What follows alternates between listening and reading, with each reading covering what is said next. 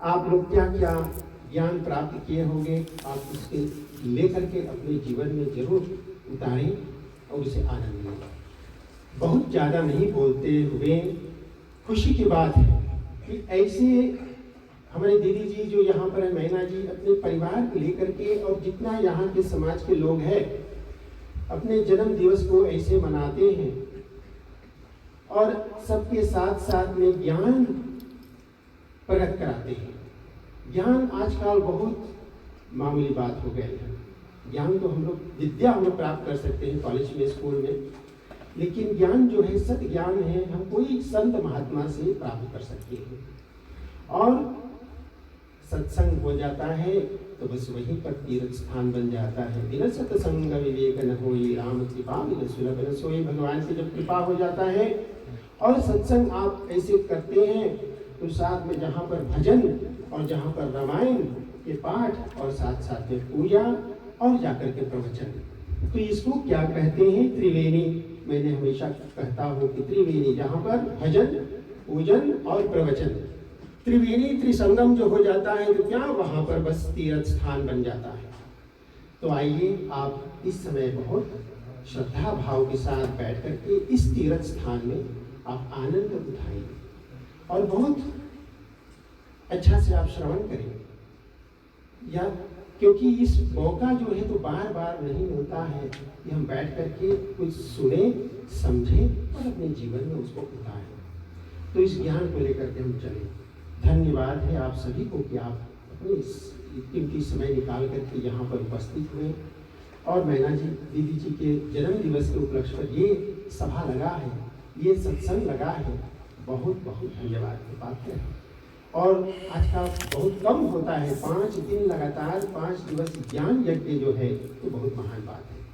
तो इस पर भी भगवान जी की कृपा है और हम सब यहाँ पर आज उपस्थित हुए हैं। तो आइए हम आगे बढ़ते हुए, पंडित जी आप कुछ बोले तो 2 मिनट, ठीक है? 2 शब्द जरूर। अच्छा ठीक है, 5 मिनट आशीर्वचन तो दे। अच्छा, एक मिनट आप कुछ बोल रहे थे स्वामी जी के अनुरोध है, तो उसके बाद में फिर मैं स्वामी जी के आसन। धन्यवाद है पूज्य स्वामी जी, आपके चरणों में प्रणाम। पंडित जी को पूरी पूरी धन्यवाद करते हुए आप सबों को नमस्कार करता हूँ। जितनी बात करना है इतनी आप सुन चुके। पंडित जी बहुत अच्छे ढंग में आपको बताया उन बातों को भी मैं इसमें जोड़ना बहुत नहीं चाहता हूँ। मैं इस समय आपको नहीं लेना चाहता हूँ क्योंकि मैं भी उस समय को लेकर के कुछ और सुनना चाहता हूँ। तो आप जानते हैं इस रूप में यहाँ ये यज्ञ हो रहा है कि यज्ञ में हम लोग विशेष रूप से ये ज्ञान यज्ञ के रूप में ज्ञान को प्राप्त करते हैं। जिससे ज्ञान है जो विवेक है, ज्ञान है कि उसको विवेक के रूप में जो पकड़ करते हैं, सुनते हैं, उससे हमको जन्म लाभ होता है। सुनते बहुत, सीखते बहुत, जानते बहुत, क्योंकि उसको पूरे रूप में हम लोग काम नहीं लेते हैं। तो और वो जो विवेक जो है जिनको समझने के लिए स्वामी जैसा होना चाहिए, ऐसे स्वामी जी को मैं प्रार्थना करूँगा कि वो आकर के हम लोग के आगे उस ज्ञान के और विवेक के विषय में बात बताएं और आगे जो स्वामी करना चाहते हो तो कहेंगे अपने आप जरूर। आप स्वामी का स्वागत करेंगे। अच्छा, कृपया अपने अपना स्थान से खड़े हो जाइए। आदर भाव के साथ हम स्वामी जी को स्वागत करने जा रहे हैं।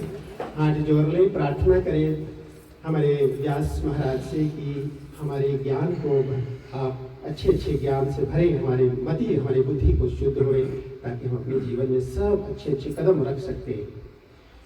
ओम नमोस्तुते व्यास विशाल बुद्धे उल्लारविंदाय तपत्र नेत्र येन त्वया भारत तैलपूर्ण प्रज्वालितो ज्ञान प्रदीप प्रज्वालितो ज्ञान प्रदीप।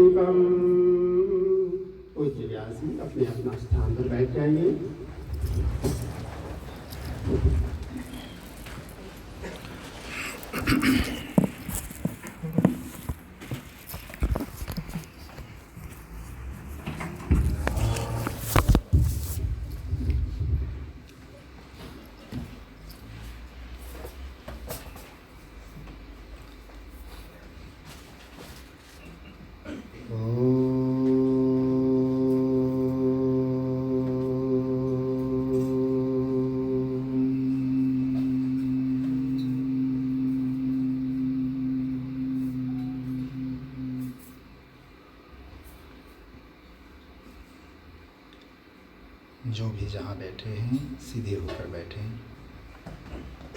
आंखें बंद हो, मुख बंद कर लीजिए।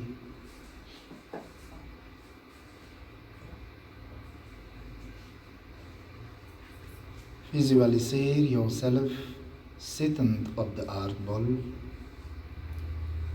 Om je heen de oneindige ruimte, gevuld met goddelijke energie. Jij bent alleen. Om je heen een oceaan van energie. Deze energie verwelkom jij middels de adem via de neusgaten in jouw lichaam. Langzaam en diep inademen. Hou de adem in. Volg de adem. Vanuit de neusgaten naar mijn longen. Vanuit de longen naar het hart. Vanuit het hart wordt deze pranic energie vervoerd over mijn gehele lichaam. Verdeeld over mijn gehele lichaam van top tot teen. Kooldioxide komt vrij, komt terug naar het hart. Vanuit het hart naar de longen, vanuit de longen weer via de neusgaten langzaam naar buiten. Langzaam en diep inademen, hou de adem in.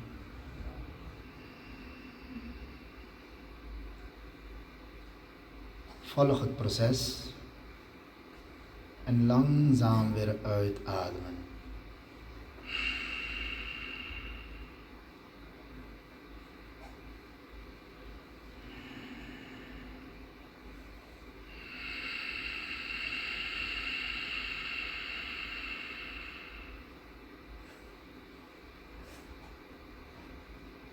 Blijf dit oefenen. Het inademen, adem inhouden. Het uitademen, adem uithouden. Zo bespaar jij enkele adems. Zo verleng jij jouw leeftijd met enkele adems.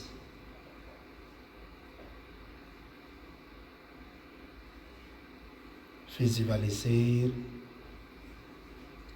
Bij het inademen komen al de mooie positieve reine kwaliteiten jouw lichaam binnen.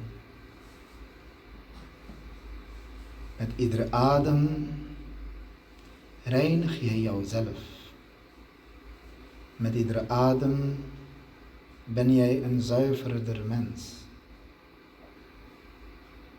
Bij het uitademen, al hetgeen wat negatief is, al hetgeen wat ongewenst is, die adem je langzaam uit.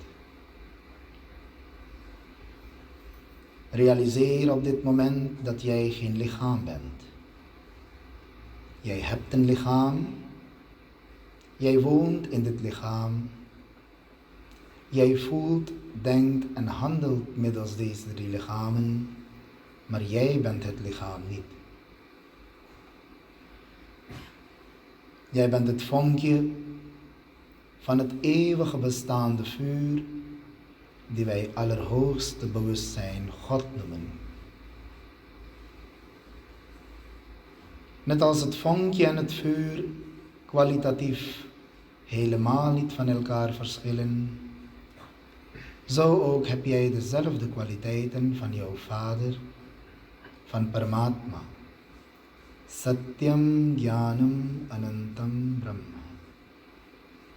Satyam, volmaakt.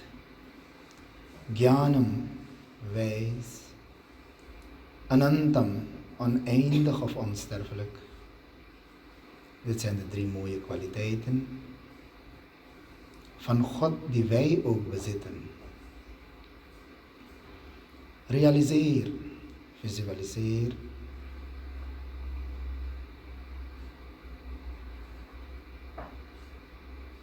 Blijf langzaam en diep inademen. Jij bent het lichaam niet, het lichaam is van jou. De zintuigen, de gevoelens, de gedachten, de ego, die zijn van jou. Jij mag hen gebruiken om jezelf te realiseren. De valse ego rein te wassen en hem om te bouwen tot een pure reine ego, dat het vonkje van het almachtige vuur is.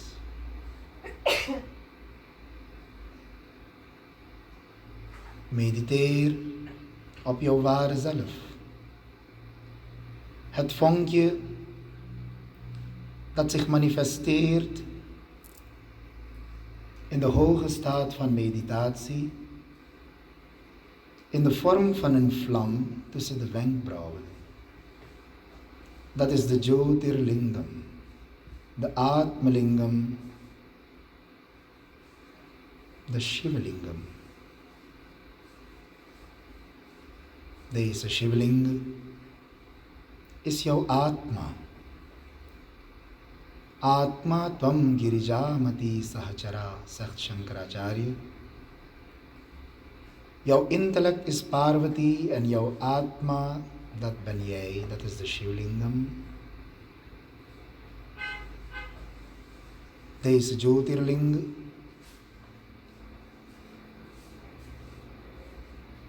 die is beschermd middels 5 omhullingen, de 5 koshas.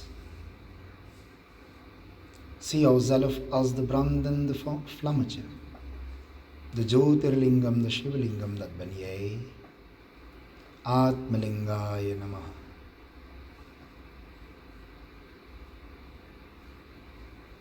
Om je heen de 5 omhullingen.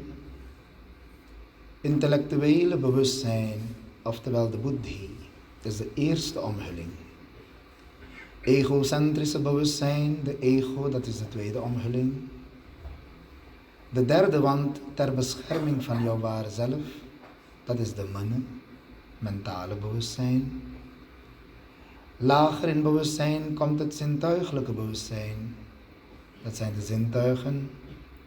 En als laatst de buitenwand voor deze mooie, waardevolle diamant, dat is jouw lichaam, het stoffelijk lichaam, het lichamelijke bewustzijn. Body, lichaam, zintuigen, mind, ego en intellect. Dit zijn de 5 niveaus van bewustzijn, vandaar dat wij Shivji ook Panchanan noemen. De 5 hoofden, de 5 bewustzijnsniveaus van deze Atmalinga. En de Atma ben jij zelf. आइए सभी लोग हमारे साथ ओम का नाद करेंगे. Langzaam diep inademen.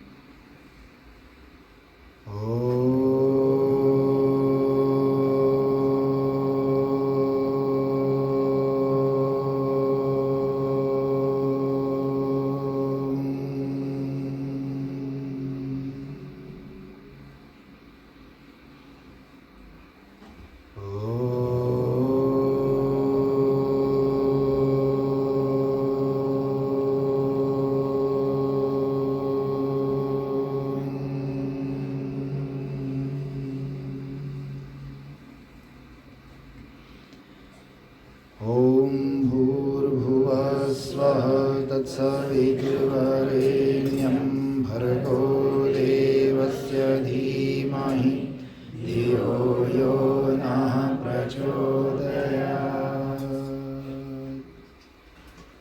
ॐ शान्ति शान्ति शान्ति.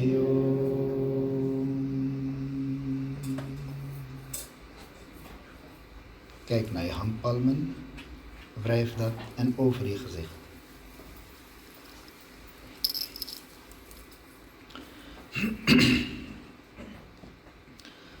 ओम गुरुर्ब्रह्मा गुरुर्विष्णु गुरुर्देवो महेश्वर गुरुर्साक्षात् परब्रह्म तस्मै श्री गुरुवे नमः। ओम वंदे बोधमयं नित्यं गुरुं शङ्कररूपिणं यमाश्रितो हि वक्रोऽपि चन्द्रः सर्वत्र वन्द्यते। सीतारामगुणग्राम पुण्यारण्यविहारिणो वन्दे विशुद्धविज्ञानो कवीश्वर कपीश्वरो। वंशे विभूषितकरान्नवनीरदाभात् पीताम्बरात् अरुणबिम्बफलाधरोष्टात् पूर्णेन्दुसुन्दरमुखात् अरविन्दनेत्रात् कृष्णात् परं किमपि तत्त्वमहं न जाने। कृष्णात् परं किमपि तत्त्वमहं न जाने। ॐ गीता सुगीता कर्तव्या किमन्यै शास्त्रविस्तरै या स्वयं पद्मनाभस्य मुखपद्मात् विनिःसृतः। या स्वयं पद्मनाभस्य मुखपद्मात् विनिःसृता। कृष्णाय वासुदेवाय हरये परमात्मने प्रणतक्लेशनाशाय गोविन्दाय नमो नमः। सभी मेरे साथ बोले, श्री कृष्ण गोविंद हरे मुरारे, हे नाथ नारायण वासुदेवा। श्री कृष्ण गोविंद हरे मुरारे, हे नाथ नारायण वासुदेवा। श्री कृष्ण गोविंद हरे मुरारे, हे नाथ नारायण वासुदेवा। बोले वृंदावन बिहारी लाल की जय। सियावर रामचंद्र भगवान की जय। श्री हनुमान जी महाराज की जय। शंकर भगवान की जय। जगदया जोता वाली माता तेरी सदा ही जय।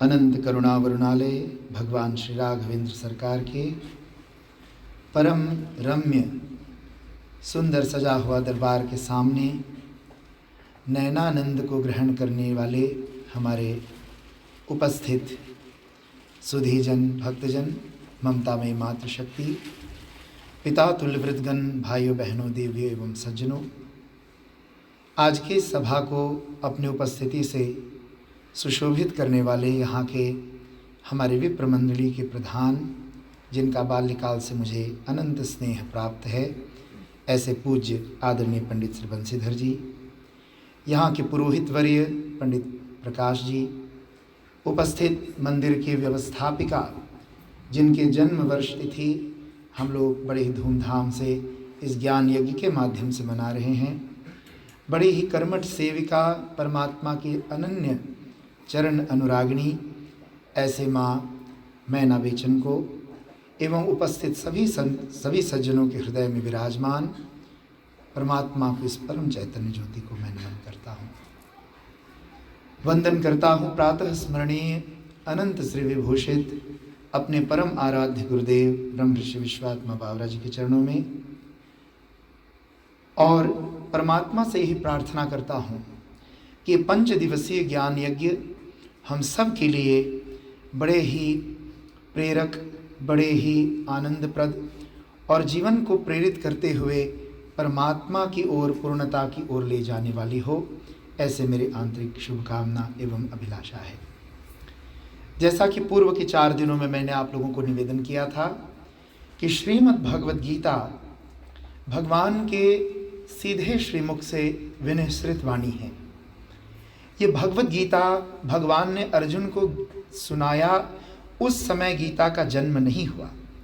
श्रीमद् भगवद गीता कितना पुरानी है, इस बात को स्वयं भगवान ने 4थे अध्याय के प्रथम श्लोक में कहा, इमं विवस्वते योगं प्रोक्तवानहमव्ययं विवस्वान् मनवे प्राह मनुरिक्ष्वाकवे ब्रवीत् एवं परंपरा प्राप्तम् इमं राजर्षयो विदु सकाले नेह महता योगो नष्ट परंतप।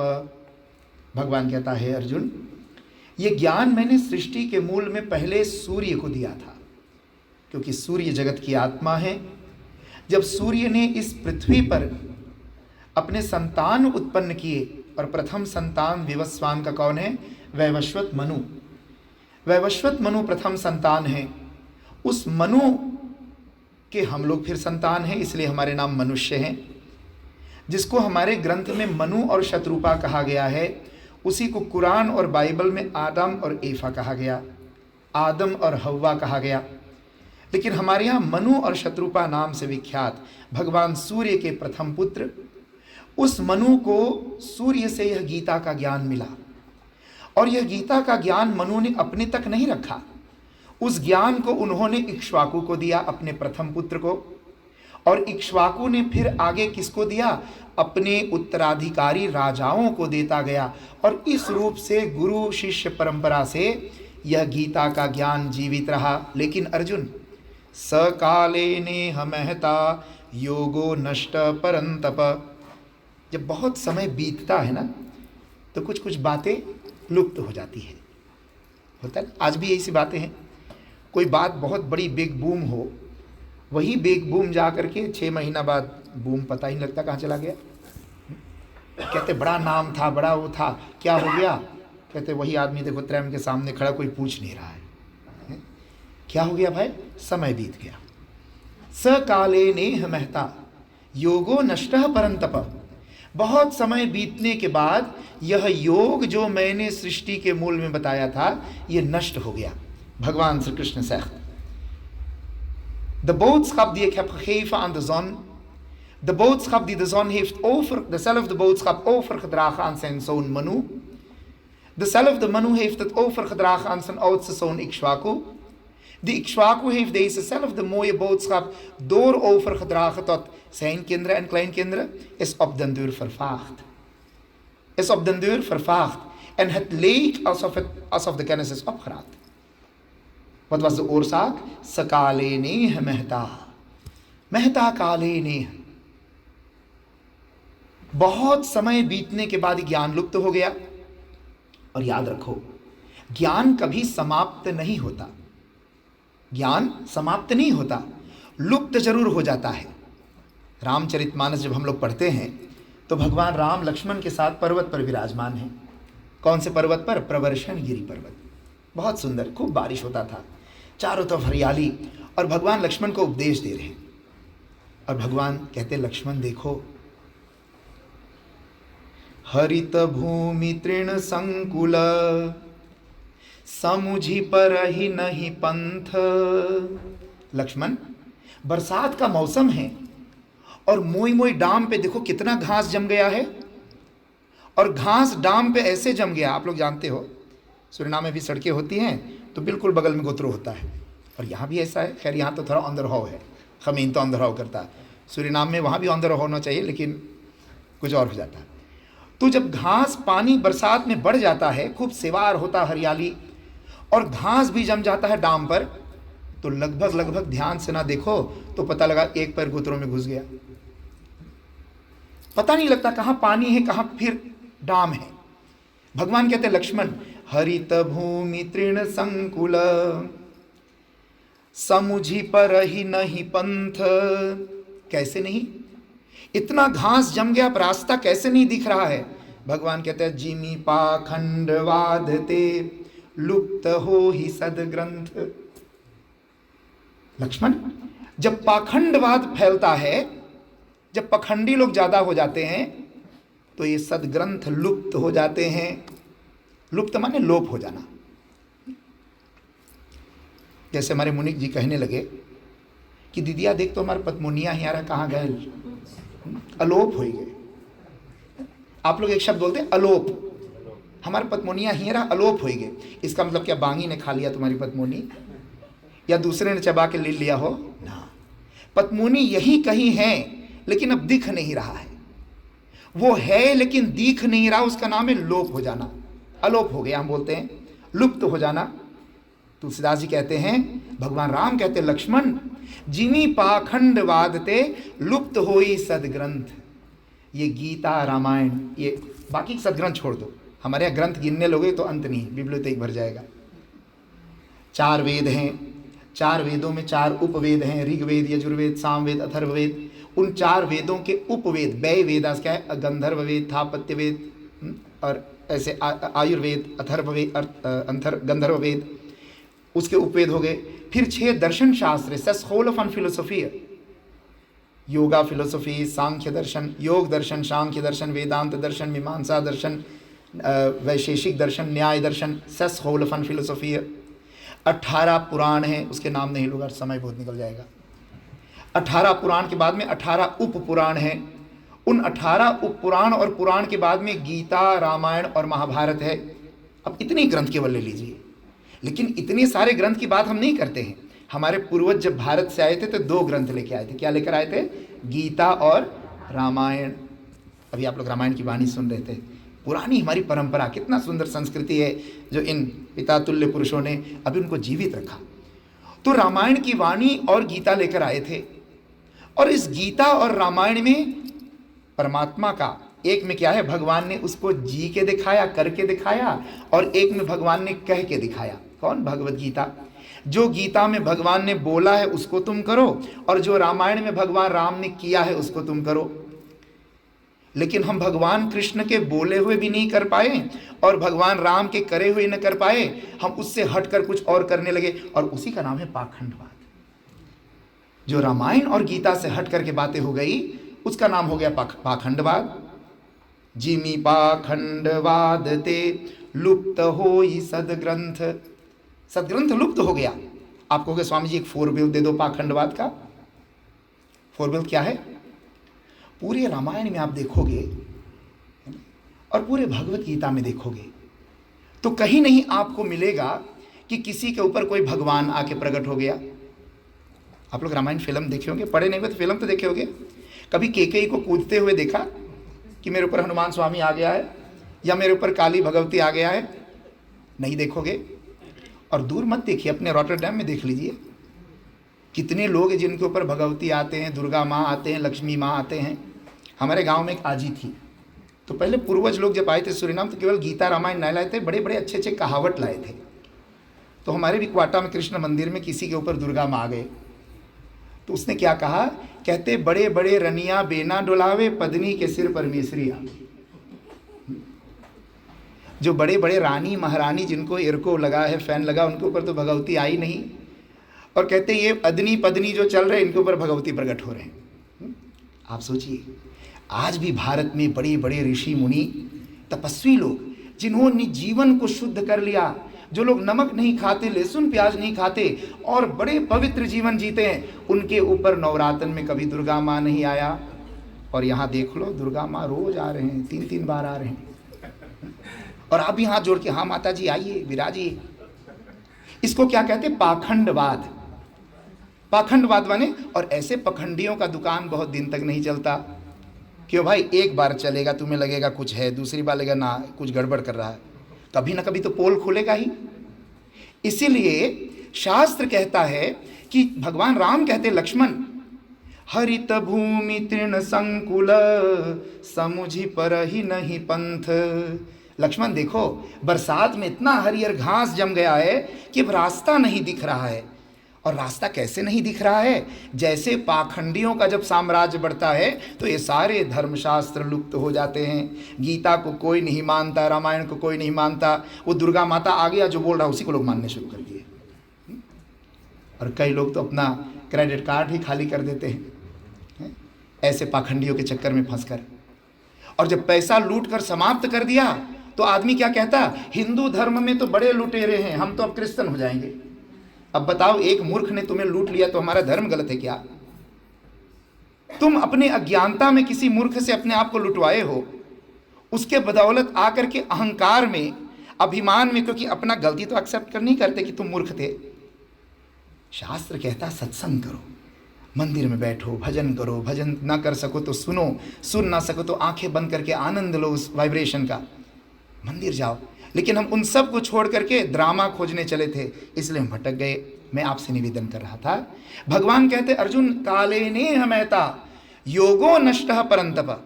जब समय बहुत बीता तो ये मैंने जो योग सिखाया था, मैंने आप लोगों को कल बताया था, the Bhagavad Gita is an yoga shastra ना अल्क होस्तुक लेसवे इति श्रीमद् भगवद गीतासु उपनिषत्सु ब्रह्म विद्यायाम योग शास्त्रे श्री कृष्ण अर्जुन संवादे अर्जुन विषाद योगो नाम प्रथमो अध्याय। हर अध्याय के अंत में हम ये पढ़ते हैं और हर अध्याय एक योग है। मैंने कल बताया था द गीता begint met विषाद योग. Wij allemaal raken ooit teleurgesteld in ons leven op een of andere manier. En de weg lijkt gestopt te zijn, geblokkeerd te zijn. En de kennis van de Bhagavad Gita geeft jou de weg. Wat leert de Bhagavad Gita jou? Hij geeft jou een proces. En deze proces leidt jou van het leed en pijn naar het moksha sannyasa yoga, laatste hoofdstuk van de Bhagavad Gita. Moksha sannyas betekent het bevrijdt jou. मोक्ष माने बफराइदिंग और सन्यास माने मन से सब कुछ का त्याग कर देना. सन्यास माने सब कुछ छोड़ के जंगल में भाग न जाना. हम जब सन्यास लेकर सूरीनाम में गए तो उस समय थोड़ा यंग थे तो पंडितों से थोड़ा लड़ने लगे. सब लोग जानते हैं कस्त सलसल हमारा विषय था, क्योंकि बचपन से मंदिरों में देखते आ रहे थे. मेरे मन में हरदम ये था, मैं ब्राह्मण तो नहीं हूँ, परिवार मेरा ब्राह्मण परिवार नहीं है, लेकिन मैं पंडित से पवित्र जीवन जीता था. हम कभी डिस्को नहीं गए, थिएटर नहीं गए, कभी रंडीबाजी नहीं किए. हम अपने पवित्र शुद्ध जीवन शाकाहारी जीवन जीते थे. और मुझे ये लगता था ऐसा अन्याय क्यों कि पवित्र जीवन जीने वाला पंडित नहीं बन सकता. ये प्रश्न मेरे मन में था. भगवान कृपा से ऐसे गुरु मिले, आश्रम में अध्ययन किया तो हमें तो पता था वक्त में तवक्त स्तात इन सूरीनाम संन्यास के बाद. और उसके बाद हम गए तो बड़ा विवाद हुआ. आप लोग सब जानते कहानी, रेडियो द्वारा टीवी द्वारा विवाद चला. ब्राह्मण कौन, जन्म से ब्राह्मण है या कर्म से ब्राह्मण है. मैंने परसों उस पर काफ़ी चर्चा कर चुका, बोलूँगा नहीं आगे. हमारे शास्त्र सारे, हम तो शास्त्र अध्ययन करने गए थे सदगुरु के शरण में, सारे शास्त्र हमारे प्रमाण देते हैं कि जन्म से कोई ब्राह्मण नहीं है. भगवान ने गीता के 2 बार श्लोक अध्याय में बताए.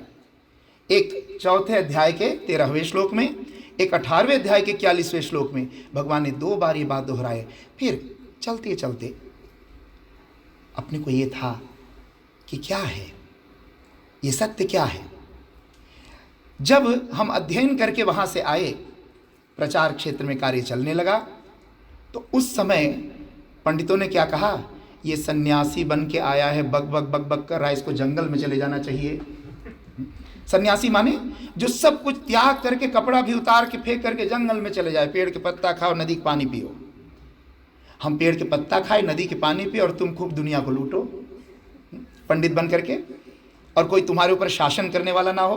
तुम उद्दंड हो करके जितना मर्जी लोगों को लूटो. मैंने लूट की कथा परसों भी बताया था. सोने की गाय मांगो, ये वो करो, सारा पखंड चलाते रहो अपना.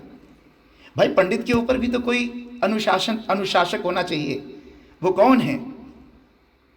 धर्म दृष्टा, तत्व दृष्टा ऋषि या ऋषि परंपरा. एक व्यक्ति ने मुझसे पूछा, स्वामी जी कि आपको जंगल नहीं चले जाना चाहिए. मैं कहा क्यों जंगल चला जाऊं, आपके रास्ते के कांटा हूं क्या? उसने कहा नहीं, मेरे पंडित ने कहा कि आपको जंगल में जाना चाहिए. मैंने कहा अपने पंडित जी को मेरे पास भेज देना, उसको मैं समझा दूंगा. हम श्रीमद् भगवत गीता को मानते हैं, और श्रीमद् भगवत गीता में भगवान ने सन्यास की क्या डेफिनेशन दिया? काम्यानाम कर्मणाम न्यासम सन्यासम कवयो विदुः. जो काम्य कर्मों का त्याग कर दे, न्यास माने त्याग। काम्य कर्म कौन है? जीवन में दो कर्म है। एक है आपके अंदर एक वंश है कोई कर्म करने का, लेकिन कुछ कर्म है जो वंश नहीं, आपको करना पड़ता है। ठीक है ना? आपका वंश क्या है? आपका वंश ये है कि मेरे घर में एक बदिंदा आ जाए, आपका वंश हो सकता है। लेकिन घर में खाना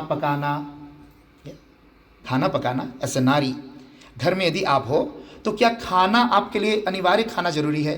तो खाना पकाना क्या वो वंश है? ना, वो वंश कर्म नहीं है, वो तो तुम्हें करना ही है ना? और कुछ लोग इतने कंप्लेन करते हैं, मुझे आज खाना बनाना है। अरे खाना बनाना कोई नई बात है क्या? Dat hoort bij het pakket van je leven. खाना बनाना, सफाई करना, यदि नारी हो, स्त्री हो, घर में माँ हो, और माताएं नाराज होती यदि कह दो है recht van de vrouw is aanrecht, डंडा लेके खड़ी हो जाती है सामने। लेकिन ठीक से समझो धर्म की दृष्टि से, तो जो नारी कीर्तन में नहीं खड़ा होती है श्रद्धा और प्यार से, उसके घर में बाधाओं का अंत नहीं हो सकता, बरकत नहीं आएगी। क्यों? क्योंकि जो माँ घर में स्वयं अन्नपूर्णा बन करके खाना पकाती है प्रेम से। हमारे जीवन में आधार क्या है? बुद्धि उल्टी हो गई तो सब कुछ उल्टी हो गई। इसलिए बुद्धि कौन बनाता है? जो हम कुछ खाते हैं। We think we are date what we eat. और घर में एक नारी यदि भोजन बनाती है तो बड़े भाव से बनाती, बड़े चिंतन से बनाती। खाना का बहुत प्रभाव है हमारे जीवन की सोच पर। इसलिए मैं निवेदन कर रहा था कि नारी का क्या है? रेख्त फन द फ्राउ इज aanrecht माने नहीं बर्तन धोते रहो, नहीं है। और रेख्त नहीं है वो, उसको क्या कहते हैं? प्लेख्त। हमारे दो शब्द है, रेख्तन एंड प्लेख्तन। और रामायण ही एक ग्रंथ है, दुनिया भर में कोई धर्म ग्रंथ नहीं मिलेगा जहां एक दूसरे से लोग लड़ते। किसके लिए? रेख्त के लिए नहीं लड़ते। दुनिया में लोग लड़ते दित इज मेन रेख्त, दित इज मेन रेख्त। लेकिन आपने कभी सुना कोई लड़ रहा दित इज मेन प्लेख्त? पति बोल रहा मैं बर्तन धो दूं, पत्नी कहते ना ठेल देती, जाओ तू, मैं बर्तन धो देती। ये कौन सिखाता है? रामचरितमानस। वनवास किसको मिला था? भगवान राम को। और कौन वनवास दिए थे? तापस वेश विशेष उदासी 14 वर्ष राम वनवासी। 14 वर्ष को भगवान राम को वन भेज दिया, पिता की आज्ञा था। जब राम जी को वन मिला तो सीता जी के पास जब गए, सीता अब तुम बढ़िया से रहना, अपना ख्याल रखना, मैं जंगल जा रहा हूँ 14 साल के लिए। तो सीता माँ ने कहा क्यों जंगल जा रहे हो भाई? कहते पिता का आदेश है, माँ की सम्मति है। कहते माँ की सम्मति, पिता का आदेश है, तो तुम आधा देही से कैसे जंगल जाओगे?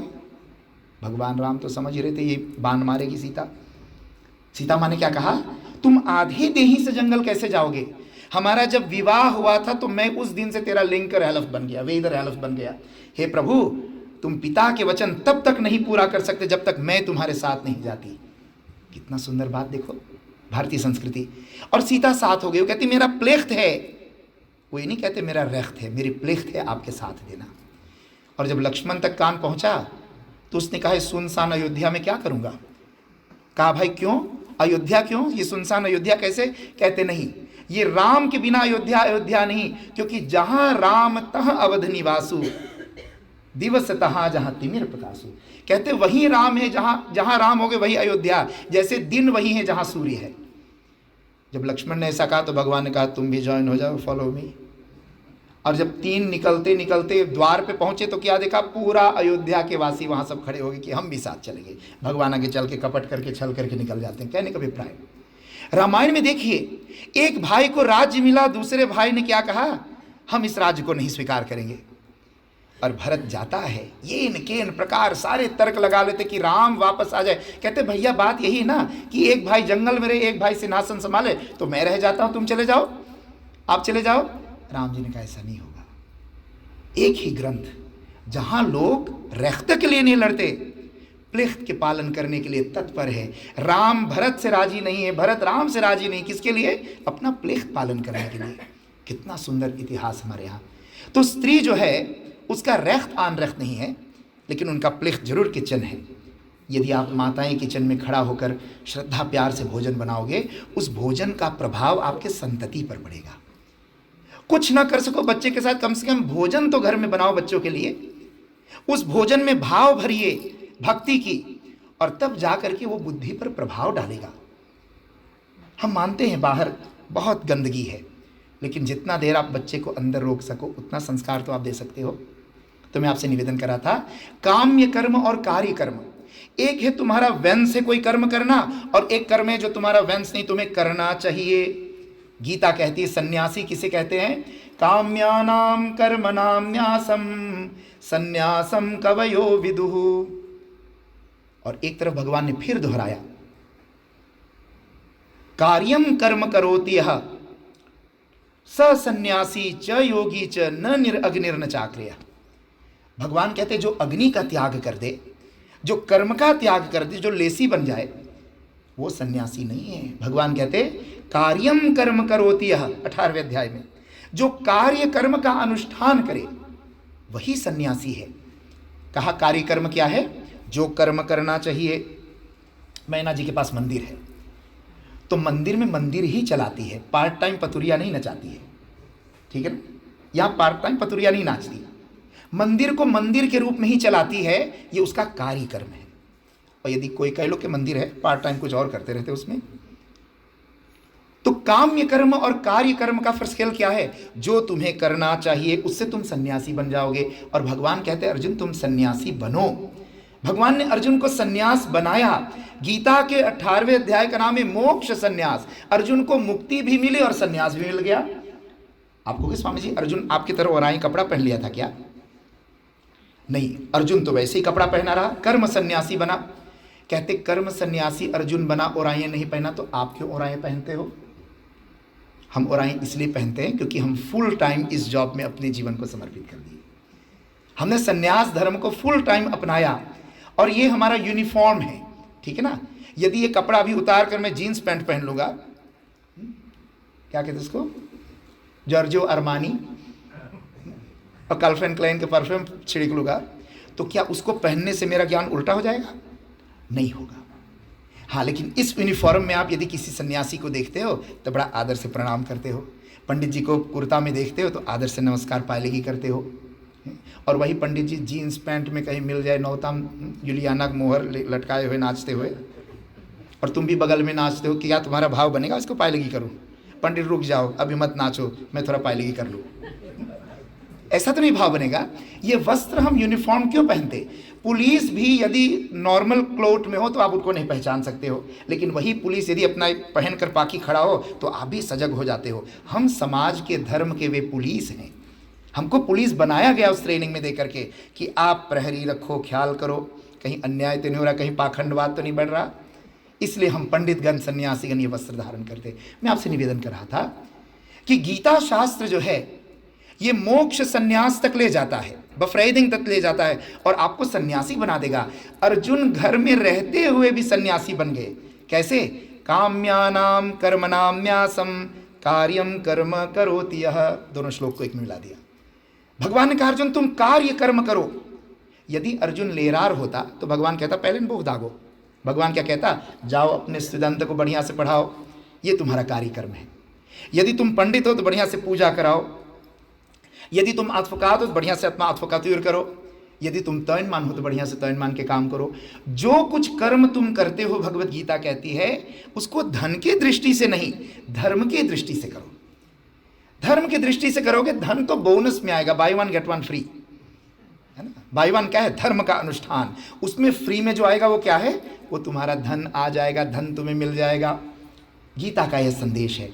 कर्म शास्त्र है। गीता सिखाती है कि तुम कर्म करो। द गीता लेर त्याउनित लय सेतन मर आलते एक्टिव ब्लेफन। भगवान कृष्ण को आप लोग महाभारत में देखिए, भागवतम में भगवान कभी भी आलसी होकर नहीं बैठे। भगवान सदैव क्या करते थे? जब फ्री रहते थे अर्जुन के घोड़ा धोते थे। महाभारत में कुछ नहीं करते थे, कुछ ना कुछ करते रहते। भगवान महाभारत में आप देखो कि भगवान कभी फ्री नहीं बैठे। हनुमान जी के जीवन देखो, कभी फ्री बैठे ना, महान कर्मयोगी।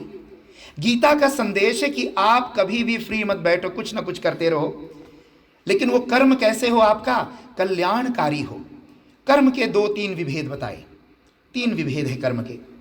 एक कर्म है शुभ कर्म, जिस कर्म को करके तुम्हें स्वर्ग की प्राप्ति होती है उसको शुभ कर्म कहते हैं। यज्ञ करना, दान करना, पुण्य करना, सारा कुछ करना। उसके पीछे यदि तुम्हारा भाव यह कि मुझे स्वर्ग मिले, तो गीता के 9वें अध्याय में भगवान ने कहा, त्रैविद्या मां सोमपापूत पापा स्वर्गैरिष्ट्वा गच्छतिं प्रार्थयन्ते ते पुण्यमासाद्य सुरेन्द्रलोकम् अश्नन्ति दिव्यान् दिवि देव भोगान् ते तं भुक्त्वा स्वर्गलोकं विशालं क्षीणे पुण्ये मृत्युलोकं विशन्ति। जो लोग स्वर्ग की कामना करते हैं कि मैं स्वर्ग में चला जाऊं, याद रखो स्वर्ग ऐंदल बस टाइमिंग नहीं है मेरे प्यारे सज्जनों। स्वर्ग तो बीच का एक लोक है, बड़ा सुंदर है वहां, और वहां कामदेव है, कामधेनु है, कामधेनु गाय है। कहते थरिया उसके स्तन के नीचे रखो और कहो लड्डू, तो लड्डू प्रकट हो जाता है। और कामधेनु के साथ साथ एक पेड़ है, उसका नाम है कल्पतरु। कल्पतरु के नीचे खड़ा होकर जो मांगो वो मिल जाएगा। लेकिन स्वर्ग में आप सोचो मुझे बड़ा सुख मिलेगा, तो वहां सुख भी नहीं, वहां भी ईर्ष्या जलन द्वेष है। मैना जी ने बड़ा यज्ञ किए, 70 साल की आयु में पता नहीं कितने पूजा पाठ किए, कितने मंदिर लगाए, और मरने के बाद मैना जी को सीधे प्लेन लेकर देवता लोग ले गए स्वर्ग। और मैना लान नाम के एक रास्ता स्वर्ग में मिला। मैना रेसिडेंस नाम से एक बड़ा 5 स्टार होटल मैना जी को मिला, कि बड़ा अच्छा कर्म किया, स्वर्ग मिला, उच्च पद मिला। और मैना जी के बगल में ही स्वामी राघवानंद भी पहुंच गए। हाँ, स्वामी राघवानंद जी बगल में पहुंचे तो क्या देखा, मेरे को तो छोटी सी ही झोपड़ी बना के भगवान ने दिया। अच्छा, मैं तो स्वामी था, ये मेरे से आगे कैसे निकल गया। स्वर्ग में जो 2 आदमी पहुंचते हैं तो वहां भी आपसी वैभव को देखकर ईर्ष्या होता, ईश्वरवा के कैसे और ज्यादा मिल गया। वहां भी ये जलन ईर्ष्या होती। स्वर्ग में कोई सुख नहीं, याद रखो। और स्वर्ग ऐसा है वहां का बैंक, ये नहीं कि कुछ कमा के रखा तो वहां पे रेंट मिलेगा ना, रेंट नहीं मिलता स्वर्ग के बैंक में। जितना तुम कमा के गए थे उतना ही खर्चना खर्चना खर्चना खर्चना। कैसे, जैसे तुम लोग हॉलैंड में खूब कमाते हो मेहनत में, आप लोग बड़े कमाते हो मेहनत करके। और मेहनत करके कमाया तो पता लगा गोविंदा टूर्स और अमुक टूर्स ने क्या रखा, बड़ा सुंदर ट्रिप रखा, 2000 यूरो में खूब घूम लो। और बुकिंग करके जब जाते हो तो पॉकेट खूब भरा रहता है, पटमोनी खूब मोटा होता है जब जाते हो। और वही पटमोनी खर्चते खर्चते खर्चते खर्चते, वहाँ रईस पे तो कोई रेंट देगा नहीं कि लो अनफुल कर लो। हम लोग स्वामी जी कहीं रईस पे जाते तो अनफुल हो भी जाता हमारा पॉकेट। आपका कौन दान करेगा, आप जो लेके गए हो उसी को खर्चोगे केवल, आपका अनफुल नहीं होगा, हमारा अनफुल हो जाता है। तो अब जब आप खर्चना शुरू किए है ना, रईस इर्स्तवेक आउते बहुत अच्छा लगता है। तो इर्स्तवेक हमारी माताओं का मुंह थोड़ा कुमलाने लगती है, क्यों भाई पॉकेट थोड़ा नॉर्मल साइज पे आ गया। और दर्दवेक जब पटमोनी धीरे हो गया तो फ़ोन करते, अच्छा क्रेडिट कार्ड पे थोड़ा बैलेंस डाल दो तो अभी 2-3 दिन और जीना। और जब पैसा खत्म तो सुंदर से सुंदर होटल भी अच्छा नहीं लगता, कहते कब समय आए अपने घर जाऊं, क्यों भाई पैसा खत्म। ऐसे स्वर्ग में जब जीव जाता है तो जो पॉकेट लेकर पुण्य तुमने जो धरती पे किया, उस पुण्य का क्षीण होता है, वो पुण्य समाप्त होता है। कहा पुण्य जब समाप्त हुआ तो इंद्रदेव क्या करते, एक धक्का मारता जाओ, फिर से वापस नीचे धरती पे फिर आप आ जाते हो, फिर कर्म करने लगते हो। गीता में भगवान ने कहा अर्जुन, स्वर्ग की तुम कामना मत करो, डोंट डिजायर फॉर हेवन। किसकी कामना करो, मेरे को प्राप्त करने की कामना करो, जो स्वर्ग से भी ऊपर है, इंद्रलोक से भी ऊपर भगवान का लोक है। कहा भगवान के लोक तक जाने के लिए कौन से कर्म करना पड़ेगा, शुभ कर्म। कहते ना शुभ कर्म तो करो ही, लेकिन एक कर्म है शुभ कर्म, एक है अशुभ कर्म। इंटेंशनली गलत काम करना, इंटेंशनली अच्छा काम करना। आप कोई प्लान करके अच्छा काम करते हो, है ना। यज्ञ सुनाऊं, क्या सुना, मैंने सुना यज्ञ करने से, लोगों को भोजन कराने से, दान करने से स्वर्ग मिलेगा। लेकिन कोई काम आप करते हो प्लान करके, ऐसा मैं गड्ढा खोदूंगा, ये चलेगा वहां ढमला के गिर जाएगा, वो भी प्लान में कभी जीवन में किए हो। पाप कर्म से हम नरक जाते, पुण्य कर्म से स्वर्ग जाते हैं। तुलसीदास जी ने कहा, तुलसी यह तन खेत है, मन वच कर्म किसान, पाप पुण्य 2 बीज है, भवै सुलभै निदान। ये खेत है, और इसी खेत को गीता के 13वें अध्याय में संस्कृत में क्या बोला गया, क्षेत्र। उस अध्याय का नाम है क्षेत्र क्षेत्रज्ञ योग नाम, 13वां अध्याय। शरीर को खेत कहा गया। इसमें यदि ये खेत है तो इसमें खेती करने वाला लानबावर कौन है, कहते 3 लानबावर है, मन वच कर्म। मन, वचन और कर्म, इन 3 से तुम खेती करते हो। कहते इसमें किस चीज की खेती होती, किस चीज का लांदभाव होता है? पाप और पुण्य 2 बीज है, जो बोओगे वही काटोगे, बवै सुलवै निदान। पाप पुण्य के बीज इस खेत में बोई जाती है। अभी पंडित जी ने कहा कि स्वामी जी आप बताना कि ज्ञान किसको कहते हैं? हम सुनते हैं ज्ञान, हम सुनते हैं विद्या, हम सुनते हैं ऋतंभरा, मेधा, है ये सारी चीजें क्या? और भगवत गीता से जब भगवान से पूछा गया तो भगवान ने क्या उत्तर दिया? अर्जुन, ज्ञान किसे कहते हैं? विस्कुंद भी ज्ञान है, स्खैकुंद भी ज्ञान है, बियोलॉजी भी ज्ञान है, सोशियोलॉजी भी ज्ञान है, आदरेस्कुंद भी ज्ञान है, खसकिदनिस भी ज्ञान है। लेकिन इन सारे ज्ञानों के होते हुए भी हम मुक्त क्यों नहीं हो जाते? भगवान ने कहा जिस ज्ञान का मैं वर्णन कर रहा हूं भगवत गीता में, let well, Hindus, trotse Hindus. De kennis en wetenschappen die in de Bhagavad Gita zijn besproken, dat is niet eenvoudig. Wij hebben de 3voudige wetenschappen in de Bhagavad Gita, dat in geen enkele andere religieuze boek voorkomt. Van andere religieën ook. Quran और Bible तो कल के ग्रंथ है। इस्लाम कितना पुराना? 1400 साल पुरानी। और बाइबल तब लिखा गया जब यीशस को क्रॉस पे ठोंक के टांग दिया गया, उसके 300 jaar daarna verzameling किया गया, उसका नाम पड़ा gospels of John, gospels of this, gospels of that. Gospel माने फरजामलिंग, सारा फरजामल करके तब धर्म ग्रंथ बनाया गया। लेकिन आप देखिए हमारे यहाँ भगवान अपने मुख से गीता ज्ञान दे रहे हैं, और इस ग्रंथ में क्या है? गीता केवल, गीता में आपको फर्स 1 से लेकर फर्स 7 तक कहीं आपको अंधविश्वास बेखलूफखैत नहीं मिलेगा। और क्या मिलेगा? अर्जुन पूछता है 8वें अध्याय में, किम तद ब्रह्म किम अध्यात्मम किम कर्म पुरुषोत्तम अधिभूतम च किम प्रोक्तम अधिदैवम किम उच्यते। अधिदैव माने मेटाफिजिकल साइंस, जिसको मेटाफिजिक्स कहते हैं। Metaphysics betekent bovennatuurlijk, boven natuur, उसको मोई नेचुरल ताल में बोलते हैं मेटाफिजिक्स। फिजिक्स माने natuurkunde, मेटा माने उससे ऊपर, मेटाफिजिकल साइंस माने bovennatuurlijke wetenschappen, en dat noemen wij ब्रह्म विज्ञान। उसको ब्रह्म विज्ञान कहा गया गीता की भाषा में। कहा ब्रह्म विज्ञान से पहले कौन विज्ञान था?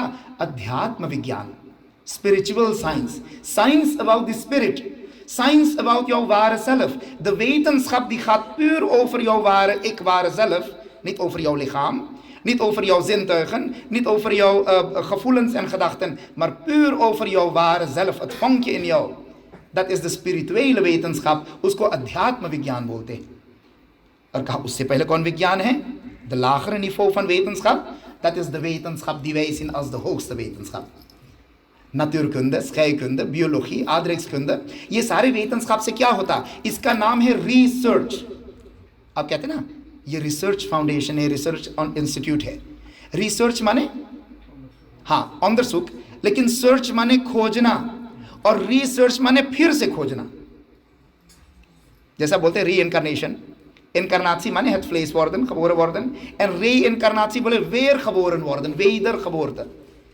Dus research betekent wederzoek, onderzoek भी नहीं कहूँगा, wederzoek।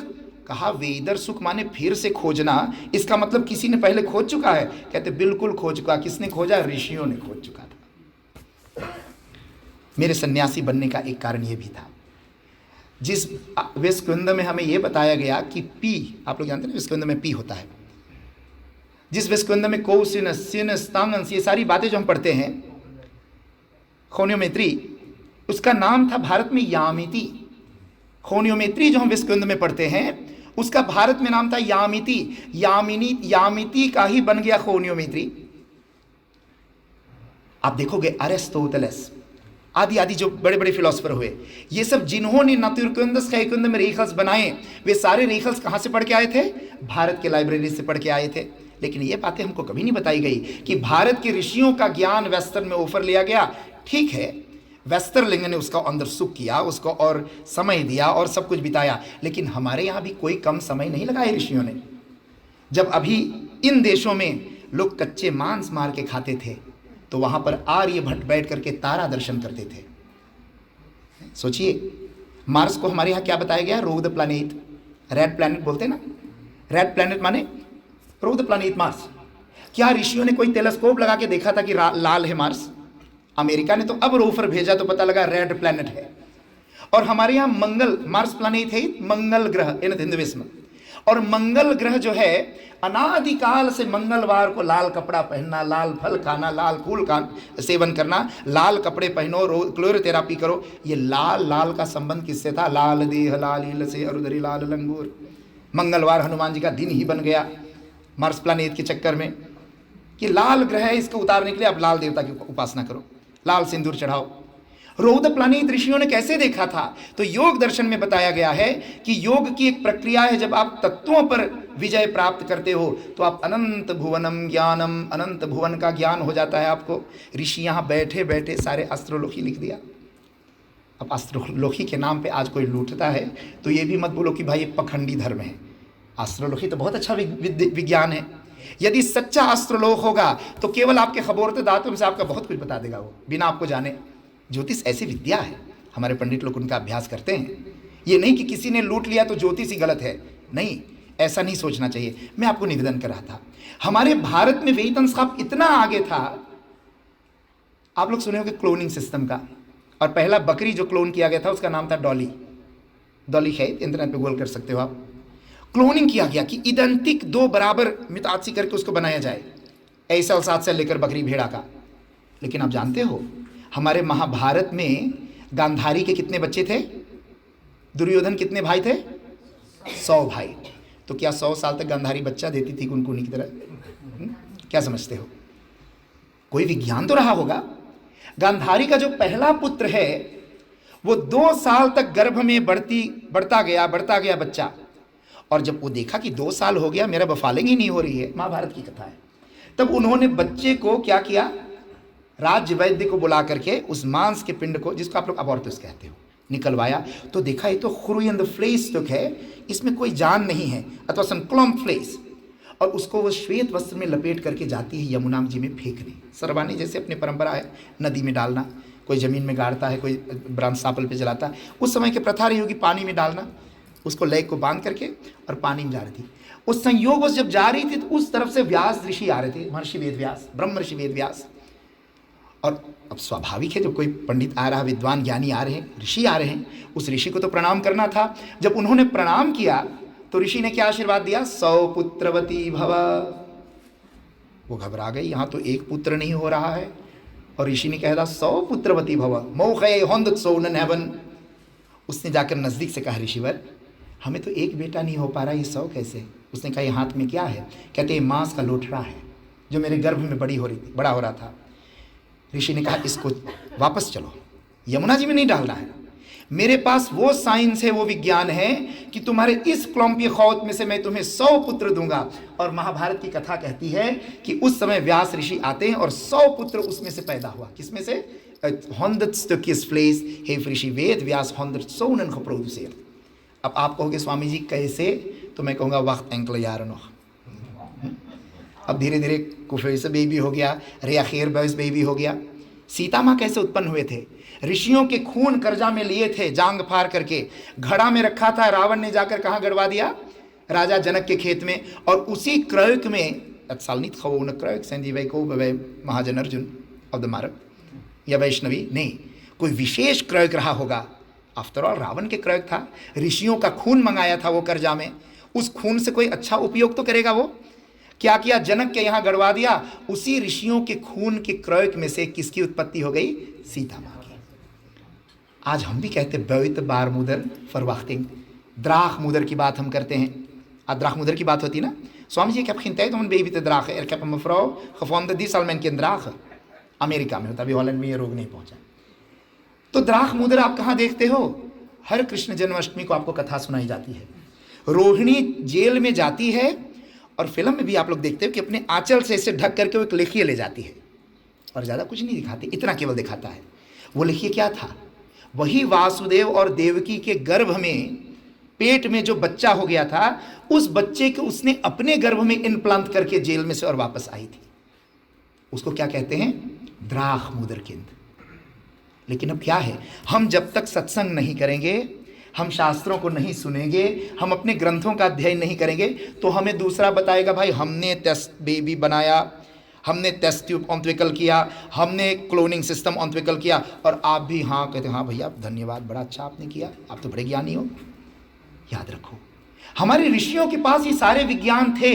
आप कहोगे ये विज्ञान लुप्त कैसे हो गया? इसके भी बड़े कारण हैं, और मूल कारण ये है कि मुसलमान जब भारत पर आक्रमण किए तो उनका एक ही लक्ष्य था कि हिंदू धर्म के जितने ग्रंथ हैं सब जला दिए जाए, क्योंकि दुनिया में एक ही ग्रंथ होना चाहिए था, कुरान, एक ही परमात्मा होना चाहिए था, अल्लाह ताला, उसका एक ही रसूल मोहम्मद साहब।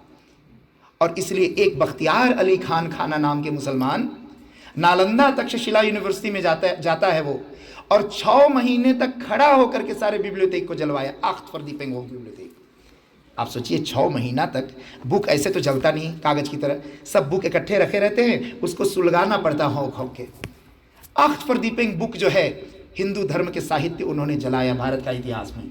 आज हिंदू धर्म की इतनी महिमा दुनिया में है, किसके नाते? ज्ञान विज्ञान के नाते, फिलोसफी के नाते।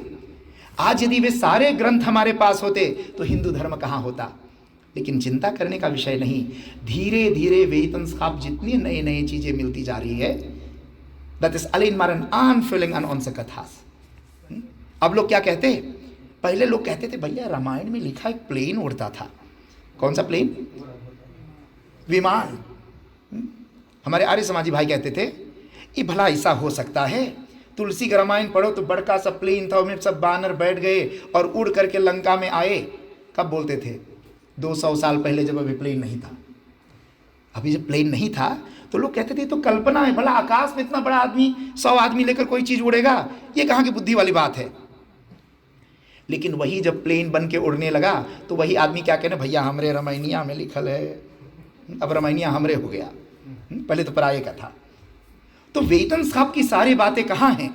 अर्जुन पूछता, प्रभु आप मुझे बताइए, किम तद ब्रह्म किम अध्यात्मम किम कर्म पुरुषोत्तमम अधिभूतम च किम प्रोक्तम अधिदैवम किम उच्यते।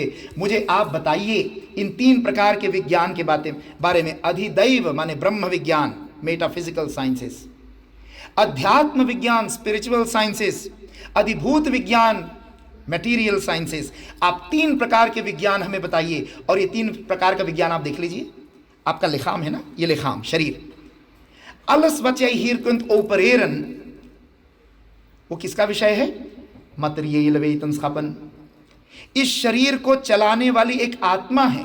हम सब जो 50 लोग यहाँ बैठे हैं, हम सब की एक एक आत्मा है। हमारी आत्मा अलग, तुम्हारी आत्मा अलग, उसकी आत्मा अलग, लेकिन ये सारे आत्माएं जो है ये क्या है? ये शरीर को प्रकाशित कर रहे। उस आत्मा को जब तुम खोजने लगोगे, अंदर सुख करने लगोगे, और वेतनस्काप हिफ आलते तमाक में और साकन खफलक, कॉज एंड इफेक्ट, कारण और उसका कार्य। कहते आत्मा के कारण कार्य जब तुम खोजते हो, गीता के माध्यम से स्तुति करते हो फॉर द स्पिरिट और फॉर द जीवात्मा, तो इसमें बहुत सारी बातें भगवान ने जीवात्मा के बारे में बताई कि ये जीवात्मा ईश्वर का अंश है। ये जीवात्मा को न आग जला सकता है, न पानी गिला सकता, न हवा सुखा सकता। आत्मा के बारे में बहुत कुछ भगवान ने बताया। उस आत्मा को जानने के लिए जो विद्या है उसका नाम है स्पिरिचुअल साइंस, अध्यात्म विज्ञान। और कहा इन सारी आत्माओं का बाप कौन है? कहते एक है वो, द ब्रॉन फन अल क्लेन जिलन, दैट इज द अपर जिल एर इस्किन होखर जिल दंदी। भगवान कहते सा काष्ठा सा पराम गतिम, उससे आगे कोई गति नहीं है, वो मेरा अपना स्वरूप है। दैट इज सच्चिदानंद ब्रह्म अलरहोस्त भवसैन, उसका नाम है ब्रह्म परमात्मा। और परमात्मा के संबंध में जब तुम खोजते हो, पढ़ते हो, अंदर सुख करते हो, भगवान कैसा है, प्रभु क्या है, तो उसको कहते ब्रह्म विज्ञान, मेटाफिजिकल साइंस। समझ में आई बात? देखिए कितनी गर्व की बात है। दुनिया में कोई दूसरा ग्रंथ है जिसमें 3 प्रकार के वेतनस्काप आपको मिलेगा? ना ना, बाइबल का तो प्रारंभ ही होता है बड़का फत खदरुक्त फ्राख्तेकन से, खनीस से इर्स्तोस्तिक बाइबल का। मेरे गुरुजी जब लंदन में प्रवचन करने गए चर्च में पहली बार अपने लाइफ में, तो गुरुजी ने जब प्रवचन कर लिया तो सारे लोग बड़े उत्सुक हुए हिंदू धर्म का विज्ञान सुनकर। द्रिफौद वेतनस्काप बिनत हिंदुइज्म, वो लोग सुनकर दंग रह गए कि आज तक हमें ये बातें क्यों नहीं बताई गई, क्योंकि उनको बाइबल पढ़ाया जाता है चर्च में। तो वहाँ पे फ्राक खानपुर द्रौंदा है। तो मेरे गुरुजी ने कहा पादरी सिंह मेरे भी कुछ फ्राक है, मैंने भी बाइबल पढ़ा है।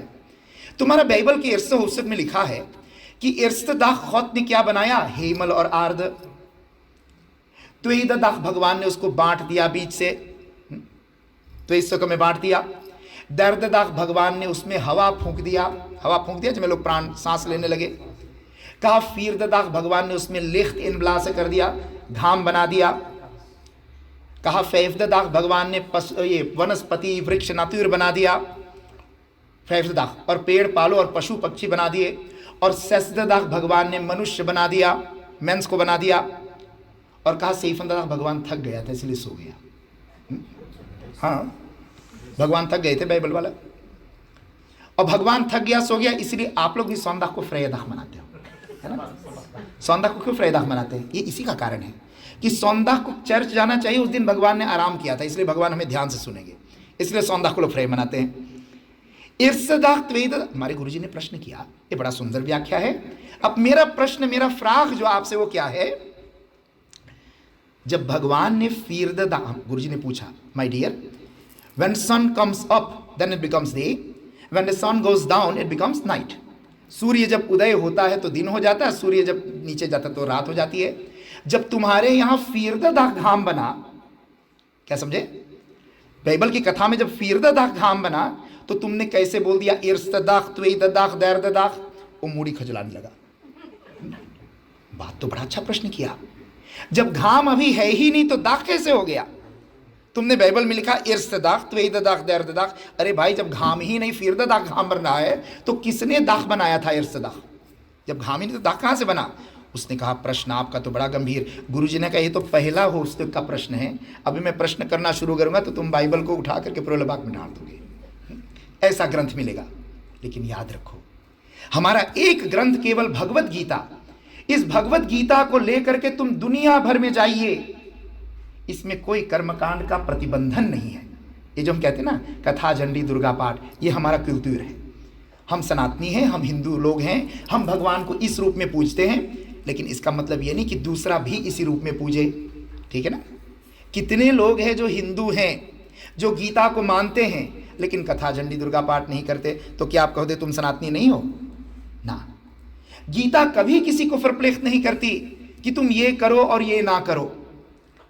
और सबसे सुंदर बात भगवत गीता का क्या है, भगवान ने पूरा गीता अर्जुन को सुना के लास्ट वचन पे क्या बोला? यथेच्छसि तथा कुरु आखिर होस्तिक। हे अर्जुन, जैसे, अब तो मैंने बता दिया, इधर चलोगे तो ये होगा, उधर चलोगे तो होगा, जैसे तुम जिस मार्ग पे चलना चाहे चलिए, जिस मार्ग पे चलना चाहिए। मैंने कर्म का सिद्धांत तुम्हें स्पष्ट रूप से समझा दिया, और यह गीता के आधार पर पूरे मानव समाज की प्रतिष्ठा होती है।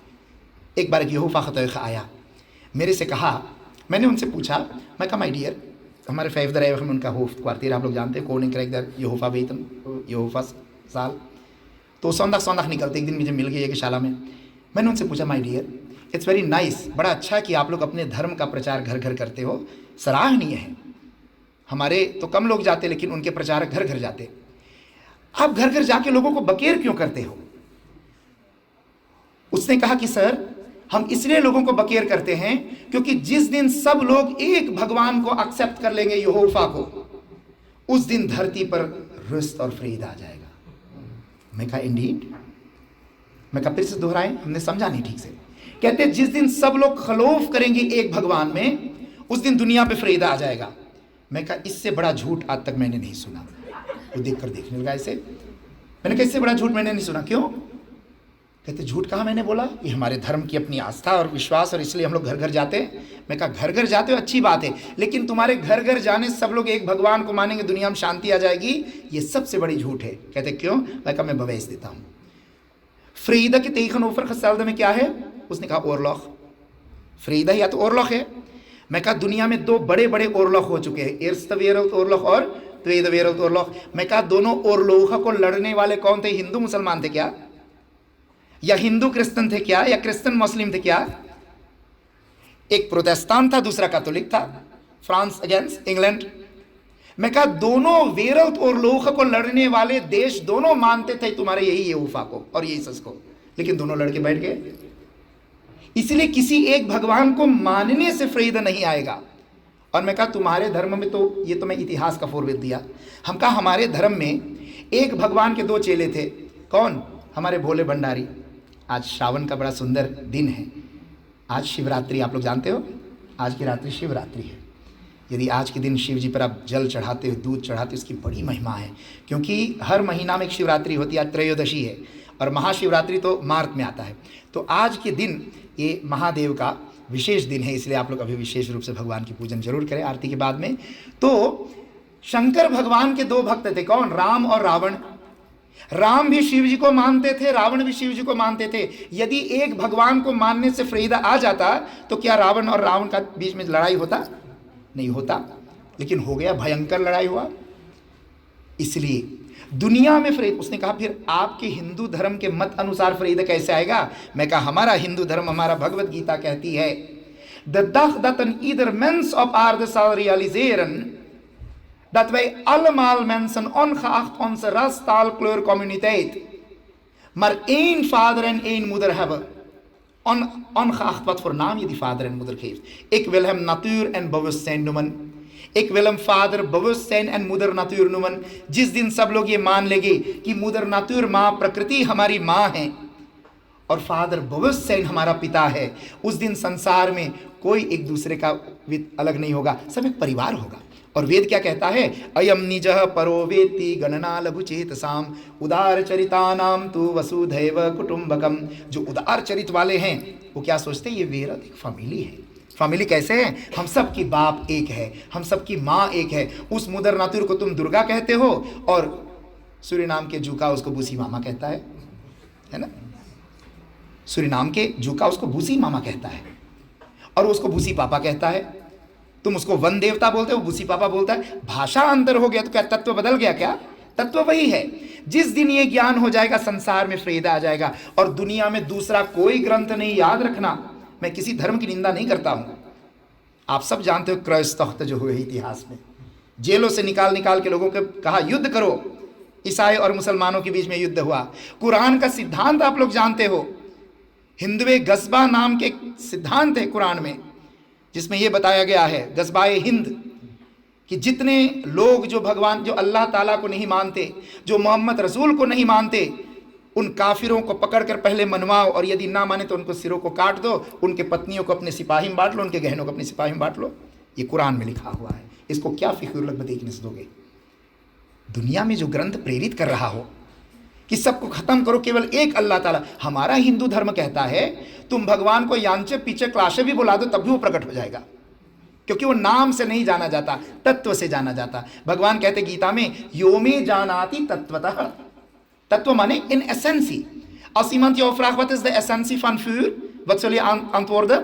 De 3 kwaliteiten van vuur. Ik krijg van vuur ten eerste licht, ten tweede krijg ik warmte, ten derde zie ik een voortbeweging in een vlam. Dit zijn de 3 mooie kwaliteiten van vuur. Dat is de essentie van vuur. En als ik ga zeggen, na महीना के जो दिया में वो फ्यूर है लेकिन मेरा खास फर्नेस वाला फ्यूर नहीं है तो फाया है। फ्यूर कह दो, फाया कह दो, फायर कह दो। नाम बदलने से क्या आग बोलेगा रुक जाओ मैं अपना क्लोर बदल लूं तो मेरा नाम बदलने जा रहा है ना? नाम बदलने से क्या होगा? हमें तत्व में जाना। गीता कहती तत्वतः मुझे जानो, और भगवान ने उस तत्वतः को जानने के लिए क्या बताया? द्रिफौदह वेतनस्खापन। इर्स तुम मटेरियल वेतनस्खाप को समझो, धरती को समझो, इस सृष्टि को समझो, उसके लिए दर्शन शास्त्र है। उसके बाद में तुम आत्मविज्ञान को समझो, आत्मा के बाद में तुम परमात्मा को समझो, और जब इन तीनों को समझ जाओगे तो जीवन पूर्ण हो जाएगा। और कहा व्यवहारिक जीवन के लिए तुम कर्म को समझो। गीता जैसा कर्म शास्त्र, आपका 10 मिनट और लूंगा, गीता जैसा कर्म शास्त्र दुनिया में नहीं है। वो कहता तुम 3 प्रकार के कर्म करते हो। कौन से 3 प्रकार के कर्म है? क्रियमान कर्म, इस समय जो तुम कर रहे हो, यही जो किया ये ऑप्सलान हो गया। कहा? हमारा हार्दस्कैफ में। उसको कहते संचित कर्म, इनमें intellect of dat zijn mijn कर्म साधन। आपने सुना होगा ना कि आदमी का कर्म का फल मिला। कोई बिछला गिरा कहते किसी मोई कर्म का फल मिला, है ना? अच्छे में कम नहीं, अच्छे लोग तो नहीं कहेंगे लेकिन प्राय लोग यही कहेंगे देखो गिर गया कर्म का फल। अब ना भी कहो है तो कर्म का फल। कोई लोतराई जीत गया कहते वाह भाई इसका कर्म कितने अच्छे रहे होंगे, देखो लोतराई जीत गया, 1 मिलियन यूरो जीत गया। ये क्या है कर्म का फल? कहते फल लगता किसमें है? पेड़ में, है ना? फल पेड़ में लगता है। वो पेड़ पहले क्या था? प्लांचे था। वो प्लांचे पहले क्या था? एक साचे था। और वही कर्म बीज क्या है? तुम्हारे जो कुछ तुम अब करते हो वो साध बन के ऑप्सलान हो गया तुम्हारे अंदर भविष्य में, बुद्धि में। बुद्धि is the store room, is the opslagkamer van jouw karmas, jouw intellect, zegt de Bhagavad Gita, zegt de दर्शन शास्त्र।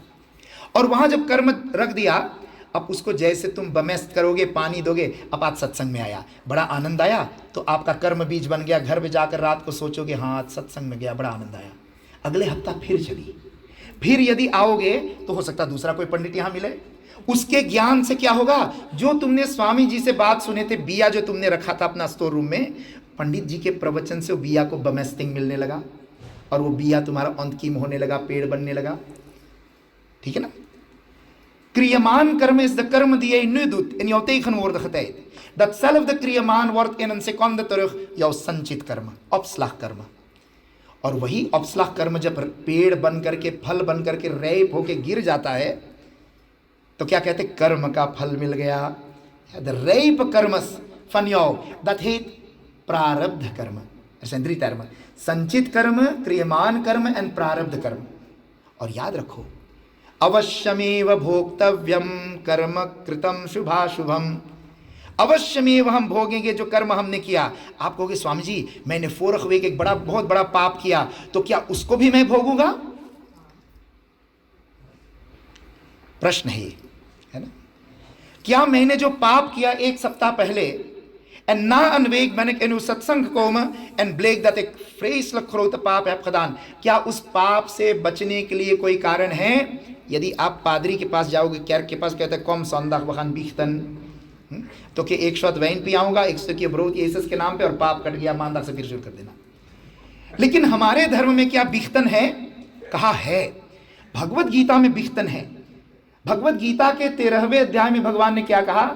येषाम त्वन्तगतम पापम जनानाम पुण्य कर्मणाम। इस सिद्धांत को समझना जरूर, ये बोनस कथा मैं इसमें चला रहा हूं, टाइम में निकल गया।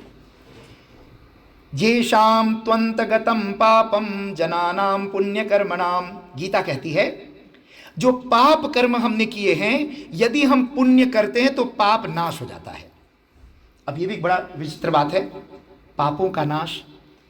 पूजा करो पाप का नाश होगा, गंगा स्नान करो पाप का नाश होगा, सत्संग करो पाप का नाश होगा। जब द्रवय दीन दयाल राघव साधु संगति पाइए, जेहि दर्श परश समागमादिक पाप राशि नसाइए। तुलसीदास जी कहते पाप राशि नष्ट हो जाएंगे जब तुम सत्संग करोगे ऐसे मंदिर में बैठकर। अब आप कहोगे स्वामी जी और नादर अयत लिख दो, पाप कैसे नष्ट होता है? तो मेरे साथ थोड़ा देर समझिए। नाश का अर्थ क्या होता है? बताइए। नाश फर्नितखन। आप कहोगे हम एक कागज, एक बुक को नाश करना चाहते, क्या करेंगे? श्रेडर में डाल करके फर्नीतख कर देते। मफत वस फर्नीतखें अन पापीर फर्नीतखन वत बताइए कंदात, या तो पकड़ के फाड़ दिया या तो पकड़ के ऐसे घुमट दिया, कहते उसने कागज को फर्नीतख कर दिया। फर्नीतखें बताइकन, थोड़ा ध्यान से मेरी बातें सुनना। फर्नीतखें बताइकन het opraken van de vorm en de naam। क्या समझे? Het opraken van de vorm en de naam, dat noemen wij in hindoeïsme vernietigen।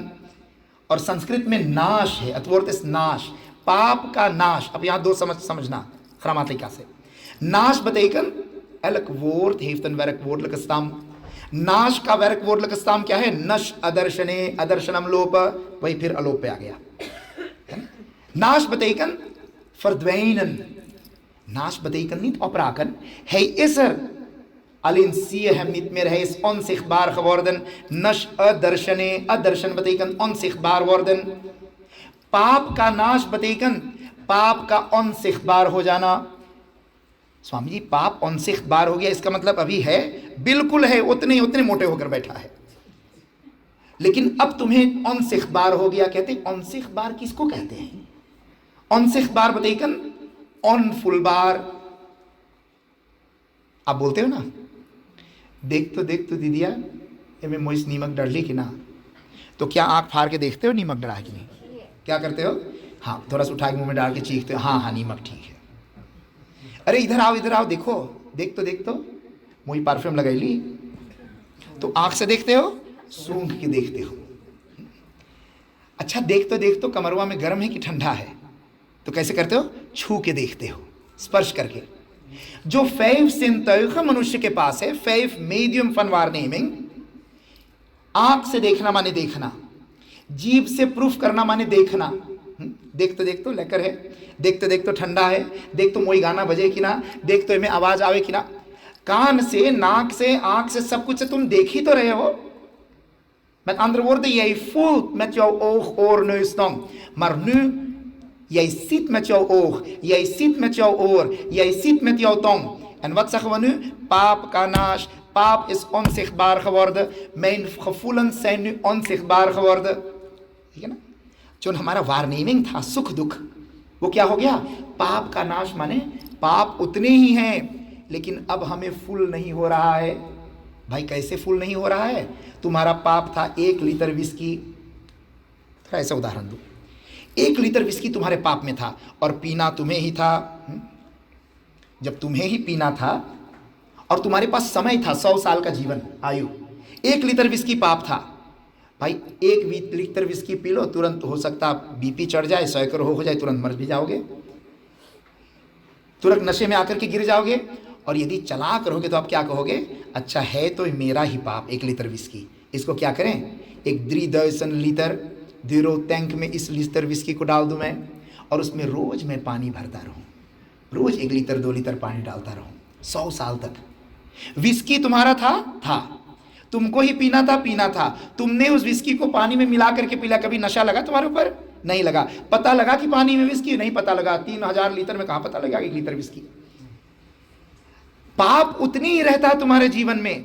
लेकिन गीता कहती है, येषाम त्वंतगतम पापम जनानाम पुण्य कर्मणाम, तुम जिस दिन पुण्य कर्म करते हो, als jij goede daden begint te doen, al die slechte daden die jij hebt gedaan, die blijft op jouw account, let wel, alleen wordt dat steeds dunner en onvoelbaarder.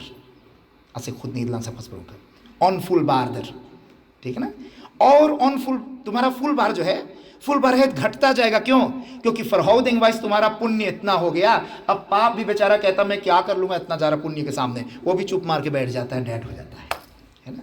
कर्म का ये सिद्धांत है, जो तुम करोगे वो तुम भरोगे, जैसा हम करेंगे वैसे भरेंगे। इतिहास की घटना, कर्म से चाहे जितना तुम बचना चाहो पीछा करेगा तुम्हारा। एक इतिहास की कथा सुना करके कथा को विराम दूंगा। भारत के फरदेलिंग जब, और ये सत्य घटना है, अनवार खबरतनिस, भारत जब फरदेलिंग आया 1946 में, उस समय एक आदमी, इंडिया और पाकिस्तान आप लोग जानते हैं, तो बस één land, इंडिया और Pakistan, bij de verdeling is het verdeeld in 2 landen। तो इंडिया के एक तरफ से, पंजाब से, naar de kant van Lahore Punjab, एक आदमी जाता था बिजनेस करने, अपना बनियान शर्ट बेचता था वो जाकर, और वो जाकर के शर्ट आदि बेचता था, स्वेटर बेचता था, ये जो आप लोग पहनते हो कोल्ड से बचने के लिए। तो बेचते बेचते उसको बहुत बरकत था, बहुत धन कमाता था, लेकिन वो दूर के रास्ता होने के नाते पैसा लेकर इंडिया सब नहीं आता था। थोड़ा सा पैसा द्रिक्वार्थ अपना, वो एक लाला था, लाला माने खेल्सकीटर, एक खेल्सकीटर के साथ पास अपने पैसा को वो बलह कर देता था और कहता बैंक जैसे होगा और रेंट भी मिलेगा और सारा कुछ हो जाएगा। और बड़ा अच्छा उसका बिजनेस चला, 4-5 साल तक खूब बेचा कपड़ा। बेचते बेचते जब स्पानिंग बढ़ा तो उसे इंडिया एंड फरदेलिंग, हिंदू मुस्लिम राइट होने लगा, तो उसने सोचा एक दिन इसी छोटे छोटे बुरखर ओरलॉक में मुझे भी गोली लग जाएगी, इससे बेटर है बहुत कमा लिया इधर, अब सारा धन लेकर मैं वापस भारत जाऊं और वहाँ कोई अपना दुकान खोलूँ, अच्छा से कुछ देखूं, क्योंकि स्पानिंग बहुत बढ़ गया। जब वो लाला के पास गया और कहा कि लाला जी मेरा वो पैसा जो था वो मुझे आप दे दो, अच्छी मित्रता थी उसकी, बड़ी अच्छी दोस्ती थी। लेकिन जब कहा लाला मुझे पैसा दे दो, तो लाला ने कहा कैसा पैसा? वो कहता जो पैसा मैंने 5-6 साल से तेरे पास जमा करके रखा है, वो पैसा मेरा वापस तो दे देते, मैं कुछ अब सोच रहा हूँ यहाँ बहुत झगड़ा होने लगा, अब नहीं आऊँगा। उसने कहा तेरे पास बवैस क्या है कि तुमने पैसा मेरे पास रखा है? आज भी लोग ऐसे कहते हैं, तेरे पास प्रमाण क्या है? अब उस आदमी को शौक लगा कि ये खिलवाड़ कर रहा है, सीरियस है। वो कहता आई एम दैट सीरियस, तुम्हारे पास कोई प्रमाण नहीं है और तुम यहाँ से दफ़ा हो जाओ, नहीं तो अभी मैं मार के तुम्हें बाहर करा दूंगा अपना दुकान से। वो बाहर जा कर के वापस आता है, कहता लाला तेरे मन में लालच आ जाएगा, मैंने कभी नहीं सोचा था, इतना मित्रता मेरी थी तेरे से।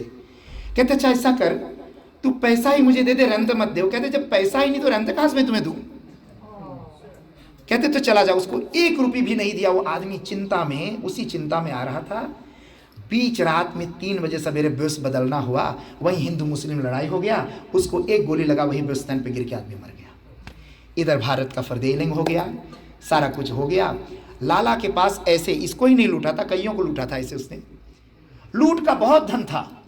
और उस लूट के धन इतना था, उसको चिंता मारने लगा कि मेरे कोई बच्चा है नहीं, ये धन किसको मैं दूंगा। कंजूस आदमी था, कंजूस नहीं था, मक्खी चूस था, है ना। फर्स्ट के लिए कंजूस तो अभी तनी मोई बना है।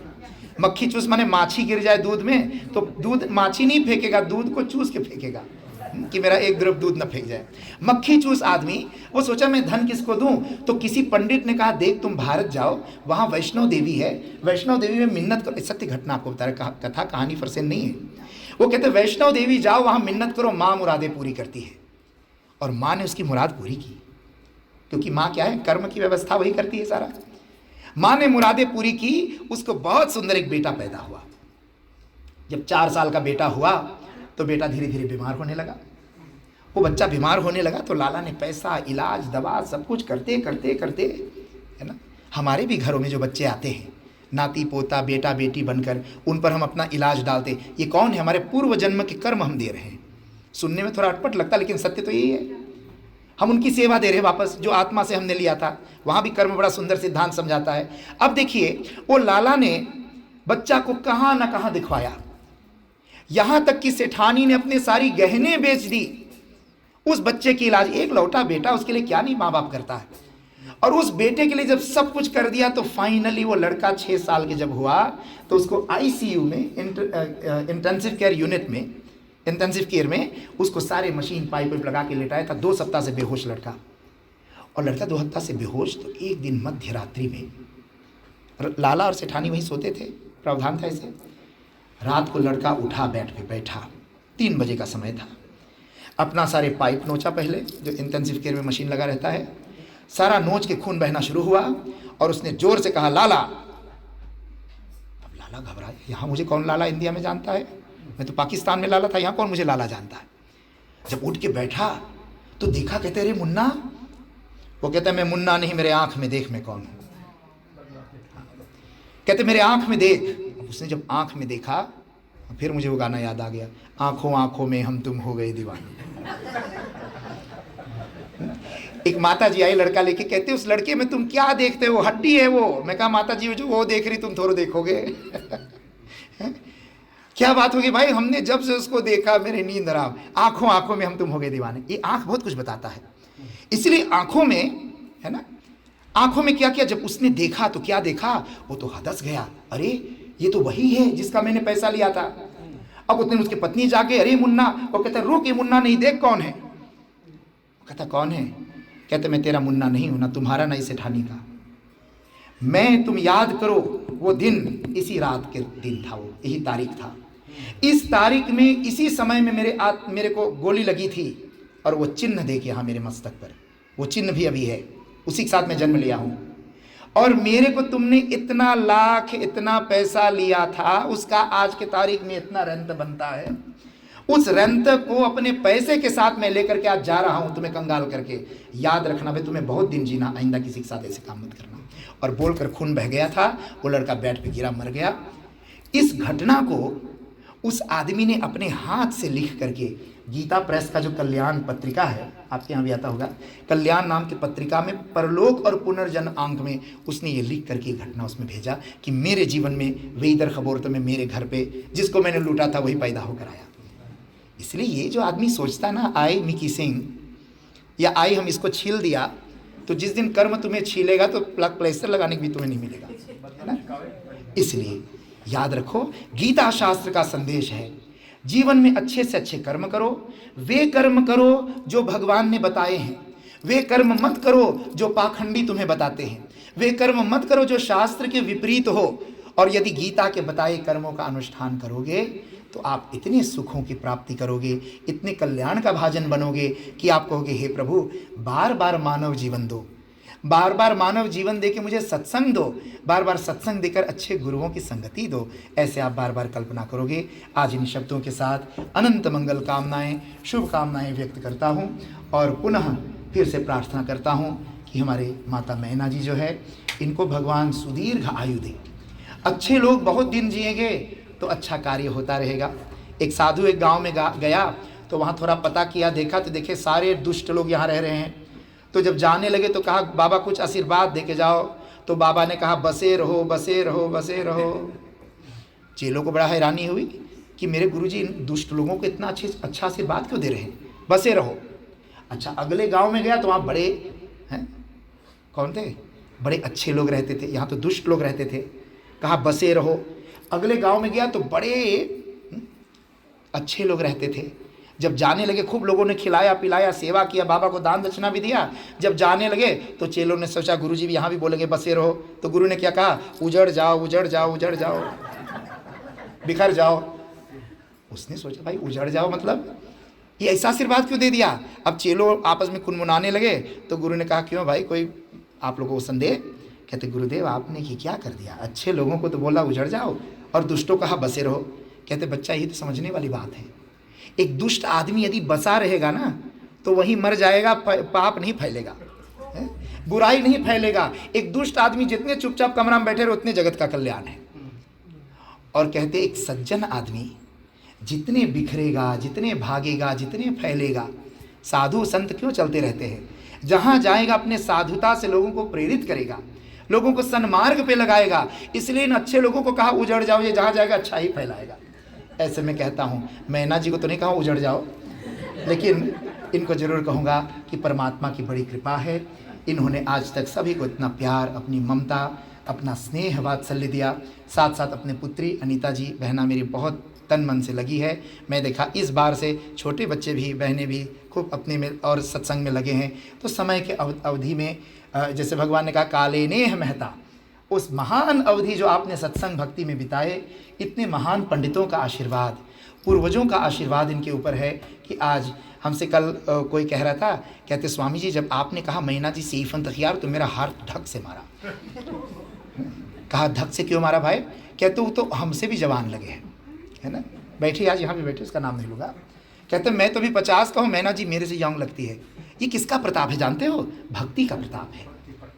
जो आदमी जितने सत्संग करेगा उतने स्ट्रेसलेस रहेगा, और स्ट्रेस हो भी तो स्ट्रेस ऐसा कम हो जाएगा तुम्हारा कि पता नहीं लगेगा। भक्ति के प्रभाव से व्यक्ति के चेहरा पर चमक आता है, स्ट्रेसलेसनेस आता है। और तभी तो तुलसीदास जी ने बार बार कहा सत्संग करो, सत्संग करो, बार बार सत्संग करो। Come and sit in the मंदिर, ये ना सोचो फिर वही पंडितवा फिर वही कथवा। हमने बोला था ना पहले दिन, जब कोई दुक्सा बुलाना खाने के लिए बुलाता है तो इन्हीं कहता फिर वही दुक्सवा। सूरीनाम से कोई कुकी भर के लाता, फिर नहीं कहते वही कुकुहिया। तब तो कह दीदी आएगा और हो तनी बेटा हुआ भी दे देती। हमारे साथ एक बार एक माता जी आई सूरीनाम से, हमारे अपनी फुआ लगती हो, तो फुआ बेचारी बूढ़ी 70 साल की, फी खतारी है, गोसूस नहीं खाती। उसका पति भी बहुत अच्छा, दोनों बड़े अच्छे लोग। घर पे मांस मछली नहीं बनाते, लेकिन 3 बच्चे तो बड़ा बड़ा कुकही, बड़ा बड़ा झींगा जब लाते थे तो फ्रीज करके रखी थी। और उस समय सूरीनाम से लाना मना था, झींगा कुकड़ी कराबू आदि, वो तौन रखे रहते थे, ढ्राम ढ्राम से पटकता था उसमें। तो दोनों बूढ़े थे, उन दोनों का कॉफर भी था, और बांध पे आप लोग जानते हैं जब कॉफर चलता है। हमने सोचा दोनों बूढ़े बूढ़ी है, चलो इनको हेल्प कर देते हैं। जब मैंने कॉफर उठाए तो तर तर तर तर पानी चुए, हमें क्या पता है कुकही पानी गिर रहा है, और सारा मेरा धोती गीला कर दिया नीचे। हम सोचा होगा भाटा वाटा फ्रीज करके लाए होंगे, कुछ मरचा आदि। अब हमें तो पता है फेंक तारी लोग हैं। अब दोनों जब उठा लिए बढ़िया से, हमने रख दिया, कहा धोती गीला का, मैं कहा कोई बात नहीं। अब जब वो लेकर के धीरे धीरे हम लोग निकलने लगे तो भाई उनको पता नहीं कैसे शक हो जाता है। तो महाराष्ट्र ने कहा मफरा एक कॉफर इधर बरेंगा। अच्छा, जब हम लोग सूरीनाम से चले तो उसी दिन प्लेन में एक लेक आया था, किसी आदमी का लेक हॉलैंड आ रहा था, और पीछे पूंछी के पास लेक रखते, मैंने सुना है। उनका सीट भी पीछे था। कहते Swami ji way this stool नहीं तो रॉयल में, बोले मुझे डर लग रहा पीछे हो। मैं कहा कोई बात नहीं, चलो रॉयल कर लेते। कहते बेदा, कहते प्लेन में कुछ गड़बड़ ना हो जाए, लेक जा रहा, पहली बार मेरे साथ ऐसा हुआ। अच्छा, लेक को इतना डर रही थी वो। जब पहुंचे हम लोग यहाँ स्केप हॉल, और जब पहुंचे हमारे साथ, जब कॉफर खोला, जब क्रांति फाड़ने लगा वो, जब यूं क्रांति फाड़, एक कोबरा की तरह गुमटा, बड़े बड़े कुकही हासा निकेरी का, फिर एक फाड़ा तो लंबे लंबे झींगा उसमें। वो फेंकते फेंकते फेंकते फेंकते दोनों कॉफर खाली हो गया, बचा थोड़ी सी मरचा और भाटा। वो तो बीच में स्पेस फिलिंग किया था भाटा मरचा का। अरे भाटा मरचा तरकारी लाए होते तो कुछ नहीं फेंका जाता, लेकिन पता था मछली रह जाना मना, लेकिन सोचा पास हो जाए तो हो जाएगा। अब फुआ जी ने फुफ्फा को क्या कहा, कहते मून, बोले दी केंद्र स्थान अल्लांग तो वक्त मैं बाहर जा रहा हूं, तो यहाँ निपटा ले। वो तो भगी बुढ़िया पीछे बाहर, और पति बेचारा को छोड़ दिया वहां। मैं सोचा बूढ़ा अकेले क्या करेगा, मैं भी खड़ा हो गया। अब जब कुकही पटाखा निकलने लगा, मैं जाके मैं कहा पुप्पा मैं दूर खड़ा होता, अभी लोग सोचेंगे स्वामी राघवानंद कुकही लेके आया। अच्छा, जब दूर खड़ा हो गया, दोनों सूटकेस उठाए आए, खाली एकदम खाली बैग की तरह। पहले तो झुक के चल रहा था ऐसे, अब तो ऐसे खाली, सारा हल्का हो गया। हल्का होकर जब बाहर निकले, ओ पुप्पा इतना बिगड़ा बिगड़े, कहते तुमने ये किया था, मैंने बोल रहा था भाटा और ले आओ, मिर्चा और ले आओ, तुमने सुना नहीं, बच्चों के मुंह। हमने कहा देवताओं, मैं कहा एक लैक आया तो तुम्हें इतना डर लगा, अपने कॉफर में तो 25 कुकही के लैक भर के लाया, तो 25 कुकही का लैक तुमने जो भर के लाया कॉफर में। इंसान तो बुद्धिमान है ना, उसकी आत्मा तो थोड़ा समझदार है। कुकही तो पापी आत्मा ही कुकही बनता है रियोल के काई खाने के लिए। कोई बहुत पाप किया होगा तब तो झींगा बनाओगे। झींगा क्या खाता जानते हो? नहीं जानते तो मेरे सुन लो। जितना फरबांत आपके हॉलैंड का IMC का फेंका जाता है, वो वहाँ जाकर सबसे ज़्यादा मोटे मोटे झींगा मिलेंगे आपको। और माताएं कितनी मसाला में भूज के खाती झींगा। देखो, झींगा माने जो चिरे आखिर जो काम करता वही झींगा काम करता। कोई अच्छी चीज़ नहीं मिला खाने को, बस देखो झींगा सड़ी हुई सी, उसका नाम ही सारा सारा।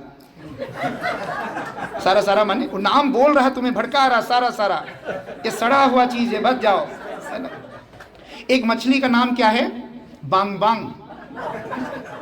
उसका नाम सुनते भय उत्पन्न करता, बांग, फिर भी लोग खाते हैं। और एक मछली का नाम है आयु मारा, जो आयु को ही मार दे तुम्हारा। इनका नाम देखो कितना सुंदर। और आप लोग जानते हो, जब कहीं अच्छी चीज हो तो उसमें सु लगाते हैं लोग, सुमति, सुबुद्धि, सुकर्म, सुगति। और कुकुही में एक कु नहीं है, कुमति माने बुरामति, कुबुद्धि। कुकुही में डबल कु लगा दिया, कुकुही। और ही माने सही कर, आप बोलते ना, वही आना है आपको, ये ही आदमी है। कुकुही नाम ले लो, बांग बांग नाम ले लो, आयु मारा, ये नाम कहते हैं तुम्हें कि ये मार रहा है तुम्हें, फिर भी हम कहते आ जा। और कहता मुझे लेक से डर लगा। मैं कहा 25 लेक तो तुम भर के लाए हो, आगे से पता था तो मुझे डर लगता, है ना। कहने का अभिप्राय, जीवन में ये कथानक आपको इसलिए मैं सारा कुछ बताया कि जीवन में आप जो कुछ करो, सत्संग करो। सत्संग में आपको ज्ञान होगा, शुद्ध आहार करने की प्रेरणा मिलेगी। शुद्ध आहार यदि करोगे, है ना, शुद्ध आहार करोगे तो आपकी बुद्धि शुद्ध होगी, फिर सन्मार्ग में आओगे तो मैना जी की तरह आप भी सुंदर चमकोगे। 70 साल की आयु में आप भी 50 साल की लगोगे। 70 साल की आयु में आप में भी ऐसी तेज और ओजस्विता होगी। इन्हीं लिए मैं इनके लिए बहुत शुभकामना करता हूँ। और अब समय अधिक निकल गया। आज मेरा अंतिम मंगलवार का पाठ दन हाक में है, क्योंकि मैं सौंदा को जा रहा हूँ, तो आप लोग बुरा मत मानिएगा, क्योंकि आरती के बाद मैं तुरंत जल्दी से निकलना चाहूँगा, क्योंकि 9-10 बजे तक हमारा वहाँ सत्संग है। यदि मैं यहाँ क्वार्थ फॉर नहीं कभी निकलूँ 9 बजे, तभी वहाँ हलफ्तीन में पहुँच जाऊँगा। सर्वे भवन्तु सुखिना, सर्वे सन्तु निरामया, सर्वे भद्राणि पश्यन्तु, मा कश्चित् दुःख भाग् भवेत्। ओम शांति शांति शांति। ओम। बहुत बहुत धन्यवाद स्वामी जी। एक बार बोला आनंद कंद श्री कृष्ण चंद्र भगवान की जय। हम लोग आरती की ओर बढ़ेंगे। स्वामी जी से मुखारबिंद के कहे हुए जो कथा अमृतमय वाणी, कितना सरल भाषा में, कितना अच्छी वाणी से, सरल माने इनफॉर्म्ड ना, इतना इनफॉर्म्ड और इतना सहज में भगवत गीता की सार जो है, हम उसको समझने की कोशिश किए हैं। और 700 श्लोक जो है, तो 4-5 श्लोक लेकर के हम अपने जीवन को बदल सकते हैं ना। कुरास्ता से छोड़ करके हम सत मार्ग पर चल सकते हैं। मैं आशावान हूँ कि इतने 5 दिन तक यहाँ पर हम बैठ करके खूब कथा को श्रवण किए, सुने हैं और एक दूसरे को आप प्रेरित करें। आप आए सत्संग में, कौन सी खरोश थी वे यहाँ मंदिर लगे हैं, कुछ न कुछ सत्संग आपस में बातचीत करें ना, अच्छी बातें करें और अच्छे बात को हम सुने। और ऐसे महान ऋषियों द्वारा, स्वामी के द्वारा हम ये ज्ञान को प्राप्त करें और कोशिश करें ना। Laten wij ik hoop dat jullie allemaal geïnspireerd zijn. Dat was ook de bedoeling. Kennis, ज्ञान जो है, daar begint alles mee. धियो यो नः प्रचोदयात्, कि हमारी बुद्धि शुद्ध होए ना, तो शुद्ध इसीलिए होए। ये सब ज्ञान को लेकर के हम चले अपने जीवन में। मेरा तो मन बहुत खुश हो गया है एक ही दिन की कथा में। कुछ कारणवश मेरे पहुंच नहीं हुआ 4 दिन पहले। अब आज दिन तो अंतिम दिन पहुंच हुआ। आप लोग की सेवा करने के लिए स्वामी जी के दर्शन भी हुआ और आप लोग के उपस्थित यहाँ पर ये शोभा बहुत अच्छा बढ़ाया है। मैं जरूर बेंस करूँगा, जरूर आशावान है मैं कि आप अच्छे ये ज्ञान को लेकर के जाएं, अपने अपने कामों में लगाएं। एक बात लेकर के यहाँ से चल जाएं तो बहुत कल्याण हो जाएगा। चलो हम आरती की ओर बढ़ रहे हैं और आप लोग बैठे रहें। अभी आरती के बाद में प्रसाद आप लोग को मिलेगा और फिर महाप्रसाद भी है। आज भंडारा भी यहाँ पर है। आप लोग जरूर रसोई पान करके